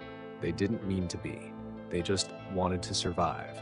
But Tavian continues. There are others, like you, scattered, hiding. Some want to fight, some just want to live. He pulls out a map, hand-drawn, weather-worn. There's a place, he says. Safe for now, further north, forested, hidden. They call it the Hollow. Beatrix raises an eyebrow. That sounds extremely ominous. Tavian grins. It's better than Deadwood or Grave Path. Arnold studies the map. You want us to run? I want you to choose. And that's the difference. No command. No demand, just a choice. Stay and risk, or move and hope. Tavian leaves before nightfall, leaving the map behind. Beatrix and Arnold sit with it long after the fire dies. You believe him? She asks. I believe he has nothing to gain by lying. Beatrix sighs. It never ends, does it? No, Arnold says, but maybe we can still steer it. Outside, the wind shifts again. Not a storm, just a reminder that peace is never permanent, but courage can be. The map stays on the table for 3 days, unfolded, smoothed, studied. Its edges curl from age, from hands that carried it across miles and fears. The ink is faded in places, the path winding like a story someone didn't finish writing. Arnold traces the route with a fingertip, north through forest, past abandoned estates and crumbling towers, across a river no one's named in decades, to the Hollow, a place no one knows unless they've needed to. Beatrix, sitting across from him, sips tea that's more bark than leaf. Her eyes haven't left his hands. Well, she finally asks. He exhales. It's far, but not impossible. No. They don't speak for a moment. Just listen. To chickens muttering, to the wind weaving through the thatch, to the silence that has weight. Runa arrives just after sunset, with a loaf of bread and a story she won't tell unless asked. She sees the map, doesn't ask, she sits, breaks the bread, hands them each a piece. Then, you leaving? Beatrix looks at Arnold, then back at Runa. We're thinking. Runa nods. Good, don't rush thinking, it's the one thing you don't have to carry. Arnold folds the map gently, like it's something alive. Why haven't you ever left? He asks. Runa chews slowly, then smiles, not kindly, not cruelly, just real, because someone has to hold the line. That night, sleep comes in pieces. Beatrix dreams of fire. Arnold dreams of running. When the sun rises, they pack. Not everything. Just the things that matter. Tools, seeds, cloth, a small knife, a smaller book, and the map. They don't tell the village goodbye, they say, we'll come back. No one argues. The road north is cruel, thorny, unforgiving. The forest doesn't welcome, it tolerates. Branches scratch, roots trip, the river bites at ankles with icy teeth. But they walk. Day after day, they sleep under trees, under stars, under doubts that crawl in like cold through seams in a cloak. And yet, they walk. Because staying meant waiting, and leaving means choosing. On the 7th day, they see it.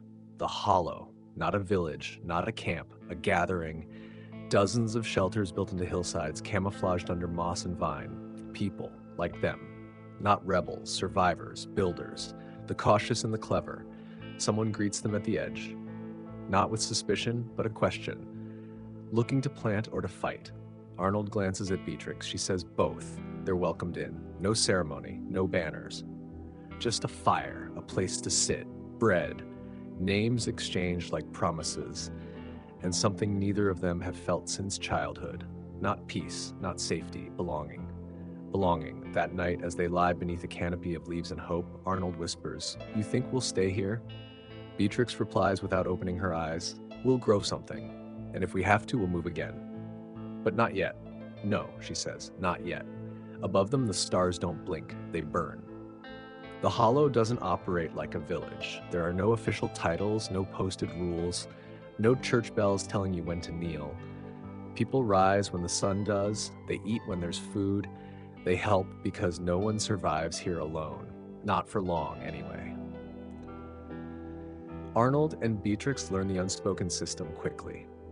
You pull your weight, you fix what breaks, you teach what you know. You don't ask too many questions on the first day, but you answer them when asked, if only with silence. Arnold finds his place among the builders. There's always something to fix, a structure to brace, a roof to patch with bark and hope. He works beside a man named Elias, older by 20 years and twice as gruff. They don't talk much, but when they do, it's usually about nails or weather. Real things, manageable things. Beatrix gravitates toward the ledger keepers, though the ledgers are more theory than paper. She helps organize supplies, distribute food, maintain quiet records etched on wooden slats. She learns from Mira, who doesn't smile often but trusts Beatrix enough to hand over the food count. That's a bigger gesture than it sounds. The Hollow runs on balance, not fairness, not equity, just balance. Too much of anything is dangerous, too little, fatal. They measure everything: grain, kindness, silence. One afternoon, Beatrix is hauling water from the creek when she meets Lena, a girl no older than 12 who asks without blinking, "Did you kill anyone to get here?" Beatrix nearly drops the bucket. "What?" Lena shrugs. "Most people here have." Beatrix studies her. Dirty hair, sharp eyes, a wolf cub in human skin. "No," Beatrix says, "but we've wanted to." Lena nods like that's a reasonable answer. "Me too," she says and skips away. Later, around the fire pit, Beatrix shares the story with Arnold. He doesn't laugh. "She's right to ask," he says. "It's that kind of place." But it doesn't feel like a warning, more like preparation. They sleep in a shared hut for newcomers. 4 walls, 1 roof, no questions. At night they listen. Not for soldiers, for sobs, nightmares, voices cracking under the weight of memory. The Hollow is quiet during the day, but the dark breaks people open. One night, someone screams. Not words, just grief, raw and echoing through the trees. No one gets up. No one tries to comfort. It's part of the ritual. You cry, then you stay, or you leave. By week's end, Arnold and Beatrix are given their own shelter, barely more than a box with a door, but private. The gesture feels huge. They make it theirs. Arnold hangs his tools in order. Beatrix folds their clothes like it means something. She places her tiny collection of books on a shelf made of 2 flat stones and a plank. One evening, Mira hands her a package, wrapped in cloth, tied with thread. "For you," Mira says, "you've earned it." Inside is a journal, blank. Beatrix holds it like it might break. She doesn't write in it that night or the next, but she places it under her sleeping mat like a promise. Days become weeks. They don't forget the past, but it fades, like bruises you no longer notice until someone points them out. Then a visitor arrives. Not a soldier, not a scout. A girl, no older than Beatrix. Her clothes torn, her shoes mismatched, her hands trembling. She says only one word: "Help." The Hollow responds with efficiency, not panic. She's taken in, fed, cleaned, given space. Beatrix visits her 2 days later. The girl doesn't talk much, but she says enough. Her village was raided, not for rebellion, just for not paying enough. "Everything gone," she says, "even the dogs." Beatrix nods, quiet. Later, she tells Arnold they're getting closer. They never stopped. Arnold sharpens his knife that night, slowly, deliberately, not for show, for readiness. The hollow doesn't panic, but it begins to shift. Guards, unofficial, rotating, start watching the perimeter. Runners are sent, not to warn, but to listen. Supplies are hidden deeper, not hoarded, just shielded. And in the quiet, something blooms, a question. What if this place didn't just hide people? What if it defended them? The idea spreads, not fast, not loudly, like fire under ash. And just like that, the hollow begins to change, from sanctuary to something sharper. It starts with smoke, thin at first, just a haze on the horizon. Not alarming, not yet, just enough to make people squint, pause mid-task, and glance at the sky like it's holding its breath. Beatrix sees it while tending to the beans, her hands still, her jaw tightens. Arnold spots it next, from his perch atop the new watch platform. Smoke, yes, but too dark for a hearth fire, too steady for cooking. This is the kind of smoke that follows commands. The kind that doesn't drift, it marches. Within an hour, word spreads across the hollow. No panic, no shouting, just movement. Coordinated, controlled. They've practiced this. Non-combatants, children, elders, those too hurt to fight, are guided toward the Eastern Trail, quietly, like water flowing around stone. Arnold helps reinforce the blind tunnel entrance. If it comes to it, they'll collapse it behind them. The hollow will not become a trap. Beatrix joins Mira in the central hut. They finalize ledgers, hide maps, destroy names. If someone finds this place, they'll find empty records, not evidence. It's not cowardice, it's strategy. You ready? Mira asks, sliding her ledger into the fire. Beatrix nods. No, but I'm here. The sky darkens. Not from sunset, but from what's coming. That night, no one sleeps. They take turns on watch. Beatrix walks the perimeter twice. On her second round, she finds Arnold staring at the sky. Still coming? He nods. How many? Too many. They don't talk about running. That's no longer part of the plan. By morning, the smoke has moved closer. And now it brings noise. Crackling, crashing, voices, sharp, metallic. A sound like law being broken by its own weight. Arnold joins Elias at the southern rise. They scout from behind the cover of ferns and thorn brush. What they see confirms everything. A small force, no more than a dozen. Soldiers, yes, but not knights, not a formal company, more like hired fists, men with too much iron and not enough purpose. One of them carries a standard. Not a banner of war, one of taxation. It flaps like an accusation. Beatrix watches from the other side of the hollow. She's not at the front. Her job is communication, relays. She's faster than most, smarter than all. When Elias gives the signal, 3 fingers, closed fist, then palm flat, it begins. Not an ambush, a message. Arnold stands, not hiding. He walks down the slope alone, unarmed. His hands are visible, open. The soldiers halt, confused. He speaks loud enough for all to hear. This is private land, protected by the peace of abandonment. You have no jurisdiction here. The leader steps forward, tall, bald, wearing a breastplate that hasn't seen polish in years. You hiding criminals? He asks. No, Arnold says. We're protecting survivors. Same thing, in our orders. Behind Arnold, a line forms. Beatrix joins it. Elias, Mira. Even the carpenter's widow with 1 eye and 2 axes. The soldiers look at the people, farmers, builders, children, and something else, defenders. The bald man laughs. You think we're afraid of pitchforks? Beatrix steps forward, holding nothing but her voice. No, we think you're not ready for what happens if you light the wrong fire. A pause. Then, we'll be back. Beatrix nods. Good. Bring more shovels. You'll need to bury your pride. They leave, not because they're beaten, but because they didn't expect resistance to look like order. Back in the hollow, there's no celebration, no cheer, just breath. They regroup, they reinforce. That night, Runa calls a gathering, not a meeting, a reckoning. They sit in a circle, not just to discuss, but to decide. Today, she says, was a warning. No one argues. Elias nods. They'll return with more, with worse. Beatrix looks around. They came to break something, she says. We didn't let them.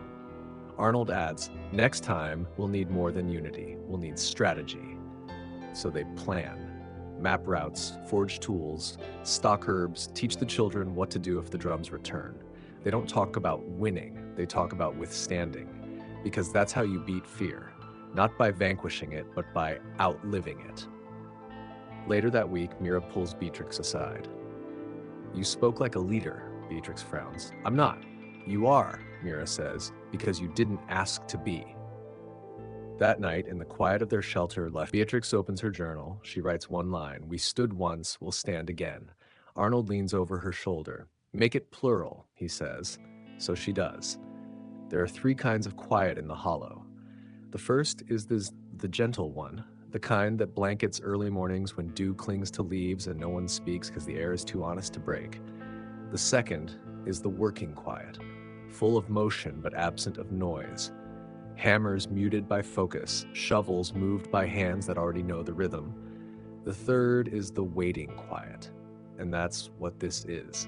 Thick, suspended, heavy with the knowledge that something is coming and no one knows when. Arnold sharpens tools that aren't weapons but can be. Beatrix writes faster than she sleeps. Mira trains younger members on fire safety and hiding routes. Even Runa walks more slowly, deliberate, as if listening to the ground. Elias, who rarely speaks unless it's necessary, begins mapping wind currents across the hollow. If smoke rises, he wants to know which way it'll blow. They're not scared. They're preparing. Then, one morning, a crow arrives. Not a bird, a person, a scout from another community, cloaked in black. The hollow calls them crows for the way they watch and deliver grim truths. This one is named Finn. Thin, fast, eyes sharp enough to read lies midair. He brings news. They're mobilizing, he says. Not a raid, a cleansing. The word drops like a stone. What kind of force? Arnold asks. 3 dozen, maybe more. Not just thugs, mounted, trained. Silence. Runa breaks it. We have days? Maybe, Finn replies. Maybe hours. They respond like a body to pain, instinctively. Evacuation protocols are reviewed. Hidden paths double-checked, decoys staged, non-combatants divided into 3 groups, each with a lead runner. But this time, something changes. Not everyone wants to leave. I'm tired of running, says the carpenter's widow.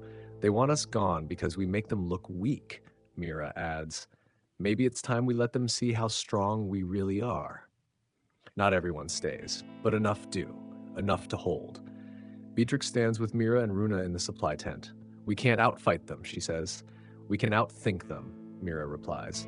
Runa nods and outlast. Plans form, arrows dipped in wild honey to attract insects, rope traps rigged in the underbrush, smoke bombs made from dried herbs and desperation. They don't aim to kill, they aim to stall, confuse, scatter. Survival through disruption. Arnold builds barricades not at the perimeter, but inside the hollow, shaped like confusion. Paths that double back, hidden pits, visual traps. If they come, he tells Elias, they'll think we're running, but we'll be right behind them. Elias just grins. You've learned. The night before expected arrival, the hollow gathers. No fire, no singing, just presence. Some pray, some sharpen, some cry. Beatrix stands beside Arnold, both dressed for speed and survival, but grounded like trees. You ready? She asks. No, he says, but I'm home. It's enough. The morning begins with fog. Whether it's nature or mercy, no one knows, but it buys time. The scouts arrive first, 2, then 4. Quick feet, crossbows. They move like they've done this before, but they haven't done it here. The hollow swallows them. One falls into a pit. The other tangles in a wire trap, crying out only to be silenced by bees. Real bees. The fog thickens. Confusion blooms. Then the riders come. 30 or more. Swords, shields, authority. They enter from the east, but the hollow shifts beneath them. They hear movement, but see no one. Voices echo, but bodies vanish. They strike shadows, chase shapes. Then the ground moves. Smoke erupts from the ferns, blue, choking, bitter. Beatrix triggers the signal. Bird calls. 3 tones. Then silence. Attack, confuse, disappear. Arnold leads a group through the rear trail, looping, dodging, doubling back to divide the force. If Elias triggers a landslide on the south ridge, not deadly, just loud enough to sound like collapse. Panic does the rest. The riders split, lose formation. One dismounts, screams, it's not a village, it's a trap. He's not wrong. In the end, they retreat. Not because they're beaten, but because they don't know where to swing. The hollow doesn't fight in lines, it moves like smoke, and when the fog clears, the invaders are gone. 4 captured, 1 injured, none dead. That night, they build no fire, but they gather anyway. Runa steps into the circle. "This place is not a battlefield," she says. "It's a beginning." Arnold nods, "And we're still here." Beatrix raises her journal. She writes, "Day 1 of freedom's defense." And they believe it, because now they've proven it. The morning after the attack is strangely beautiful. Not calm. No, calm would suggest stillness. This is something more alive. The air crackles, the leaves seem sharper. Even the birds, usually cautious, chirp with a kind of shocked delight. It's as if the hollow itself is waking up for the first time in a long while, stretching muscles it forgot it had. Arnold walks the perimeter, not out of fear, but habit now. The traps are being reset, the ropes retied, the pits recovered with brush and loose dirt. He nods at Mira, who's crouched beside a snare, muttering about tension coils and idiots who don't know knots. "They'll be back," she says without looking up. "I know," Arnold replies, "but the next time, they'll be ready again.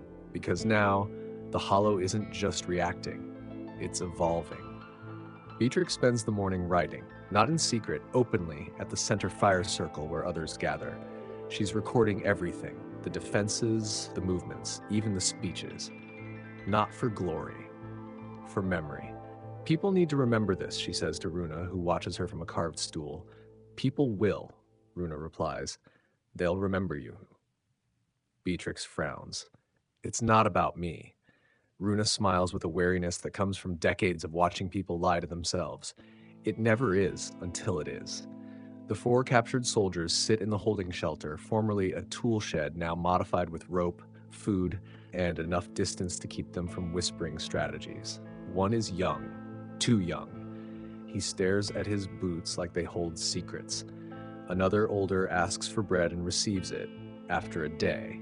"We're not like you," Beatrix tells him. "You'll be fed, you'll be unharmed." He spits at the ground. "You'll still lose." She kneels in front of him, eye level. "We're not trying to win," she says. "We're trying to live." He doesn't have an answer for that. News spreads, not just within the hollow. The crows, those shadowed messengers, carry word to other enclaves, other scatterings of resistance, of survivors, of undesirables who've somehow survived the purges. "They stood," the crows whisper. "They didn't run, they held." And the story grows. Small at first, a flicker in the dark, then a flame. By the week's end, people begin to arrive. Not in droves yet, but in pairs. A mother with 2 sons, a merchant with a shattered leg, a baker missing 3 fingers and carrying a bundle of yeast like it's gold. Beatrix meets them at the gate. She asks no questions. She simply says, "You're safe here, for now."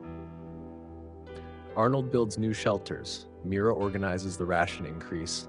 Runa creates a second defense ring, and the hollow expands. Not in size, but in intention. This is no longer a hiding place, it's a home. One night, as the fire cracks softly, Arnold leans close to Beatrix and says, "What if we're becoming what we used to dream about?" She blinks. "What do you mean?" "You remember before, when we said we just wanted a field, a roof, and not to get whipped for existing?" Beatrix nods. "We have that now," Arnold says, "and more." She watches the people around them, the children laughing, the elders weaving, Mira threatening someone for trying to steal extra turnips. Then she says, "So what do we do with it?" He smiles. "We protect it, we build it, and we never forget what it cost." And that's what they do. For the first time in their lives, they build something without fear, without hiding, without apologies. The hollow becomes more than a refuge. It becomes a signal, a defiant breath in a world trying to suffocate.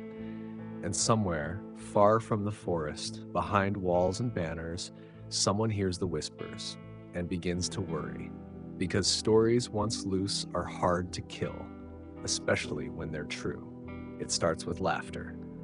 Not loud, not wild, but the kind that slips through the trees like sunlight. Children, once shadows clinging to their mother's skirts, now race between huts, swinging sticks and pretending to fight invisible knights.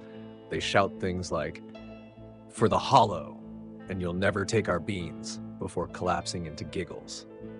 Beatrix watches from a distance, wiping dirt from her hands as she finishes replanting a stubborn patch of onions. She doesn't stop them, doesn't correct them, because for once, the noise means peace. And peace, no matter how fleeting, is sacred here. Arnold, meanwhile, is waist-deep in what he insists is a future irrigation trench and Mira calls a very determined ditch. It'll redirect runoff, he explains to her for the fourth time that week. It'll kill your back, she replies, tossing him a cloth soaked in river mint. But fine. If we all drown from over-irrigated carrots, I'll make sure your grave gets the best weeds. He smiles. It's the kind of banter that only comes after surviving together. And that, too, is new. The hollow is no longer simply surviving, it's growing. The shelters are more stable now. Real walls, doors with latches, even a communal oven that smells like actual bread, not just survival mush. People have begun carving signs for their dwellings, a piece of bark with heaven scratched into it, a hanging braid of dried flowers, a single carved wolf tooth. Markers, names, identity. There are even arguments, small ones, over goats, over space, but no one yells with hate, just fatigue. And every argument ends with someone muttering, "Fine, but next time you clean the compost pit." Beatrix adds another entry to her journal. We argued over goat privileges today. We're becoming a village. She smiles as she writes it. Not because it's poetic, because it's true. Then one evening, Elias returns. He's been gone 3 weeks, scouting the northern trails, checking in on lesser-known hideouts. He arrives with a limp and a look. The limp they can fix. The look is harder. Speak, Runa says, as they sit around the fire. There's talk, Elias begins, not just of us, of others. He glances at Beatrix. They're calling it the Hollow Rebellion. Beatrix nearly chokes on her tea. We didn't rebel. We hid. Then we held. Arnold snorts. Doesn't matter what we call it. It's the story they're hearing. Elias nods. The lords think it's an infection, one they didn't quarantine fast enough. The mood shifts. Mira sets down her tools. So what's next? They're planning a strike, Elias says. A real one. Not just soldiers, nobles, lords. They want to make an example. Beatrix stares into the fire. And we're the example? Elias doesn't answer. He doesn't have to. The following morning, the Hollow begins preparing again. Not out of panic, but principle. The defenses are inspected, the food stored deeper, escape paths revised, retested, but this time something else happens too. People begin practicing speeches. Not for glory, but for truth. If they come for us, Mira says, they'll hear us first. They prepare not just for resistance, but for record. Beatrix is given a small group of runners, teenagers with sharp eyes and sharper feet. Your job, she tells them, is not to fight. It's to carry the truth out if we fall. They nod, solemn, proud. She hopes they never need to run. One night, Arnold finds her standing at the edge of the hollow watching the trees. You okay? He asks. She doesn't answer immediately. Then, I thought, if we made it this far, it would start to feel safe. He steps beside her. It is. She shakes her head. It's not safety if it depends on whether powerful people remember we exist. Arnold doesn't argue. Instead, he says, then let's make it so big they can't forget us. She looks at him, and this time she doesn't just nod, she smiles. That night she writes one more line, they want to erase us. But ink sinks deeper than fire. The warning arrives at dawn. Not through scouts or smoke, but through silence. The birds don't sing. The wind doesn't move. Even the forest seems to hold its breath. Beatrix wakes to the kind of quiet that feels loud. She throws on her cloak and heads straight to the lookout ridge. Arnold's already there, crouched low, eyes fixed on the trees beyond the southern rise. They're here, he says. She follows his gaze. At first, there's nothing. Then movement, just enough to betray the brush. Banners, polished steel. Horses, too many. More than the last time. More than they'd planned for. She whispers, this isn't a warning raid. This is a purge. Arnold nods. They mean to finish the story. But the Hollow isn't a story anymore. It's a truth. The hollow responds like a heartbeat. Elias gathers the outer ring, not to fight head on, but confused, to delay. He's already mapped the terrain traps, thorn beds, hidden trenches, blinding fog bombs. Mira leads the logistics crew, tunnels readied, children escorted to the safe hold, food caches covered in ash to hide the scent. Beatrix runs, not away, to everyone. She issues final orders, touches shoulders, makes eye contact. You know your part, she tells one. You trained for this, she tells another. No one panics. They've had months to learn one lesson above all. They are not helpless. Runa calls a circle. Not everyone can fight, but everyone can choose. Some will stay, some will run, some will vanish into the trees and resurface days later with new names, but none are abandoning anyone. Today we plant something, Runa says, loud and clear, not just roots, memory. Beatrix takes her runners aside. If this goes wrong, you leave. They all protest. She silences them with a look. This place isn't just earth and walls. It's the story. You are the storytellers. If we fall, the hollow lives in your feet. They nod and wait. Midday. The soldiers advance. They don't speak. They don't announce. They burn. The trees scream first. Fire set to the outer forest. Smoke billows toward the sky like a cruel banner. But the hollow doesn't meet them with chaos. It meets them with disappearance. One soldier trips, vanished into a pit. Another is stung to blindness by released hives. Arrows rain, not to kill, but to herd, to trap, to humiliate. They push forward, and then the hollow appears. Not behind walls, among them. Arnold leads a band from the shadows, silent, swift, relentless. No speeches, no fury, just action. Beatrix pulls two wounded from the crossfire, dragging them to shelter, wrapping burns, whispering comfort through clenched teeth. The hollow holds, for hours, until the Lord appears. He rides a white horse because of course he does, draped in gold, surrounded by his most decorated, a living monument to delusion. He dismounts, surveys the damage, sneers. This ends today, he says. This he's set, raising a flame-tipped staff, and for a moment the hollow pauses, then Runa steps forward. Alone, unarmed. I agree, she says. He laughs. You think your weeds and farmers can outlast the law? We are the law now, she replies. He raises his hand, and a crossbow fires. She drops, silence, then fire. Not from his torch, from the hollow, a roar of movement, no more misdirection, no more evasion. The hollow rises like floodwater. Every villager, every builder, every teacher, every child who learned to throw a stone. They charge, not as warriors, as witnesses. The soldiers are overrun, not with strength, with truth. Beatrix fights with bandaged hands. Arnold shields three with his body and holds. Elias falls, but the Lord retreats, bleeding, terrified. The hollow does not pursue. They reclaim. That night the flames die. Beatrix kneels by Runa's body. She doesn't cry. She whispers, "We kept it." Arnold sits beside her. "They'll come again," he says. She nods. "And we'll be ready." She writes in her journal, "We are no longer hiding. We are the fire." It's in the days that follow, the hollow breathes again. Not easily, not without pain, but it breathes.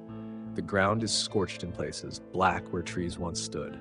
There are burns to treat, graves to dig, shelters to rebuild. Silence lingers, not from fear, but from reverence. For Runa, for Elias, for all the names that now belong to the soil. Beatrix stands at the edge of the largest clearing, journal in hand. Her fingers are blistered, wrapped in strips of old linen that still smell faintly of honey and ash. But she writes anyway. We held, not to win, but to witness. And now we remember. Arnold joins his arm in a sling, face bruised, eyes steady. "They haven't come back," he says. "Not yet," she replies. He watches her write. "What do you think they'll say about us? Out there?" Beatrix closes the journal. "Whatever they want, that we were rebels, that we were dangerous." "But we weren't," Arnold says.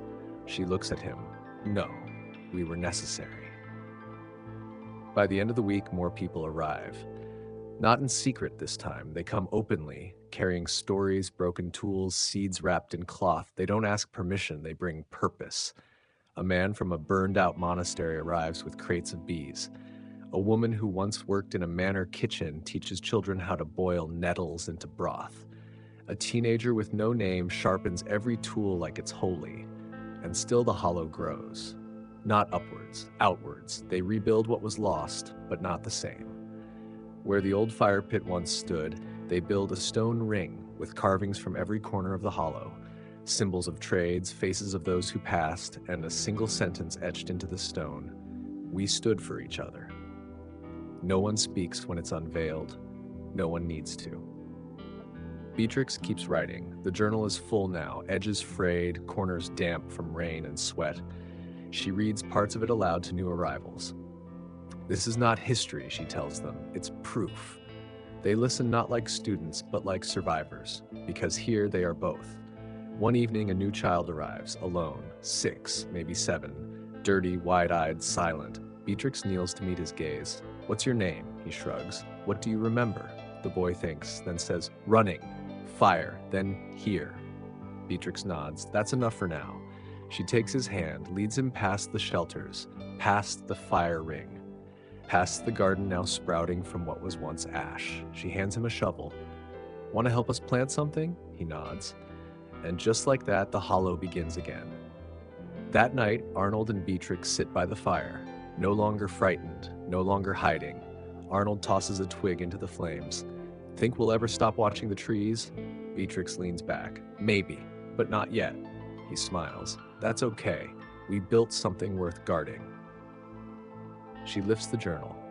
We built something worth remembering. And as the stars gather overhead, the hollow sleeps, not in fear, but in readiness. Because the story didn't end in fire, it began there. And now it belongs to all of them.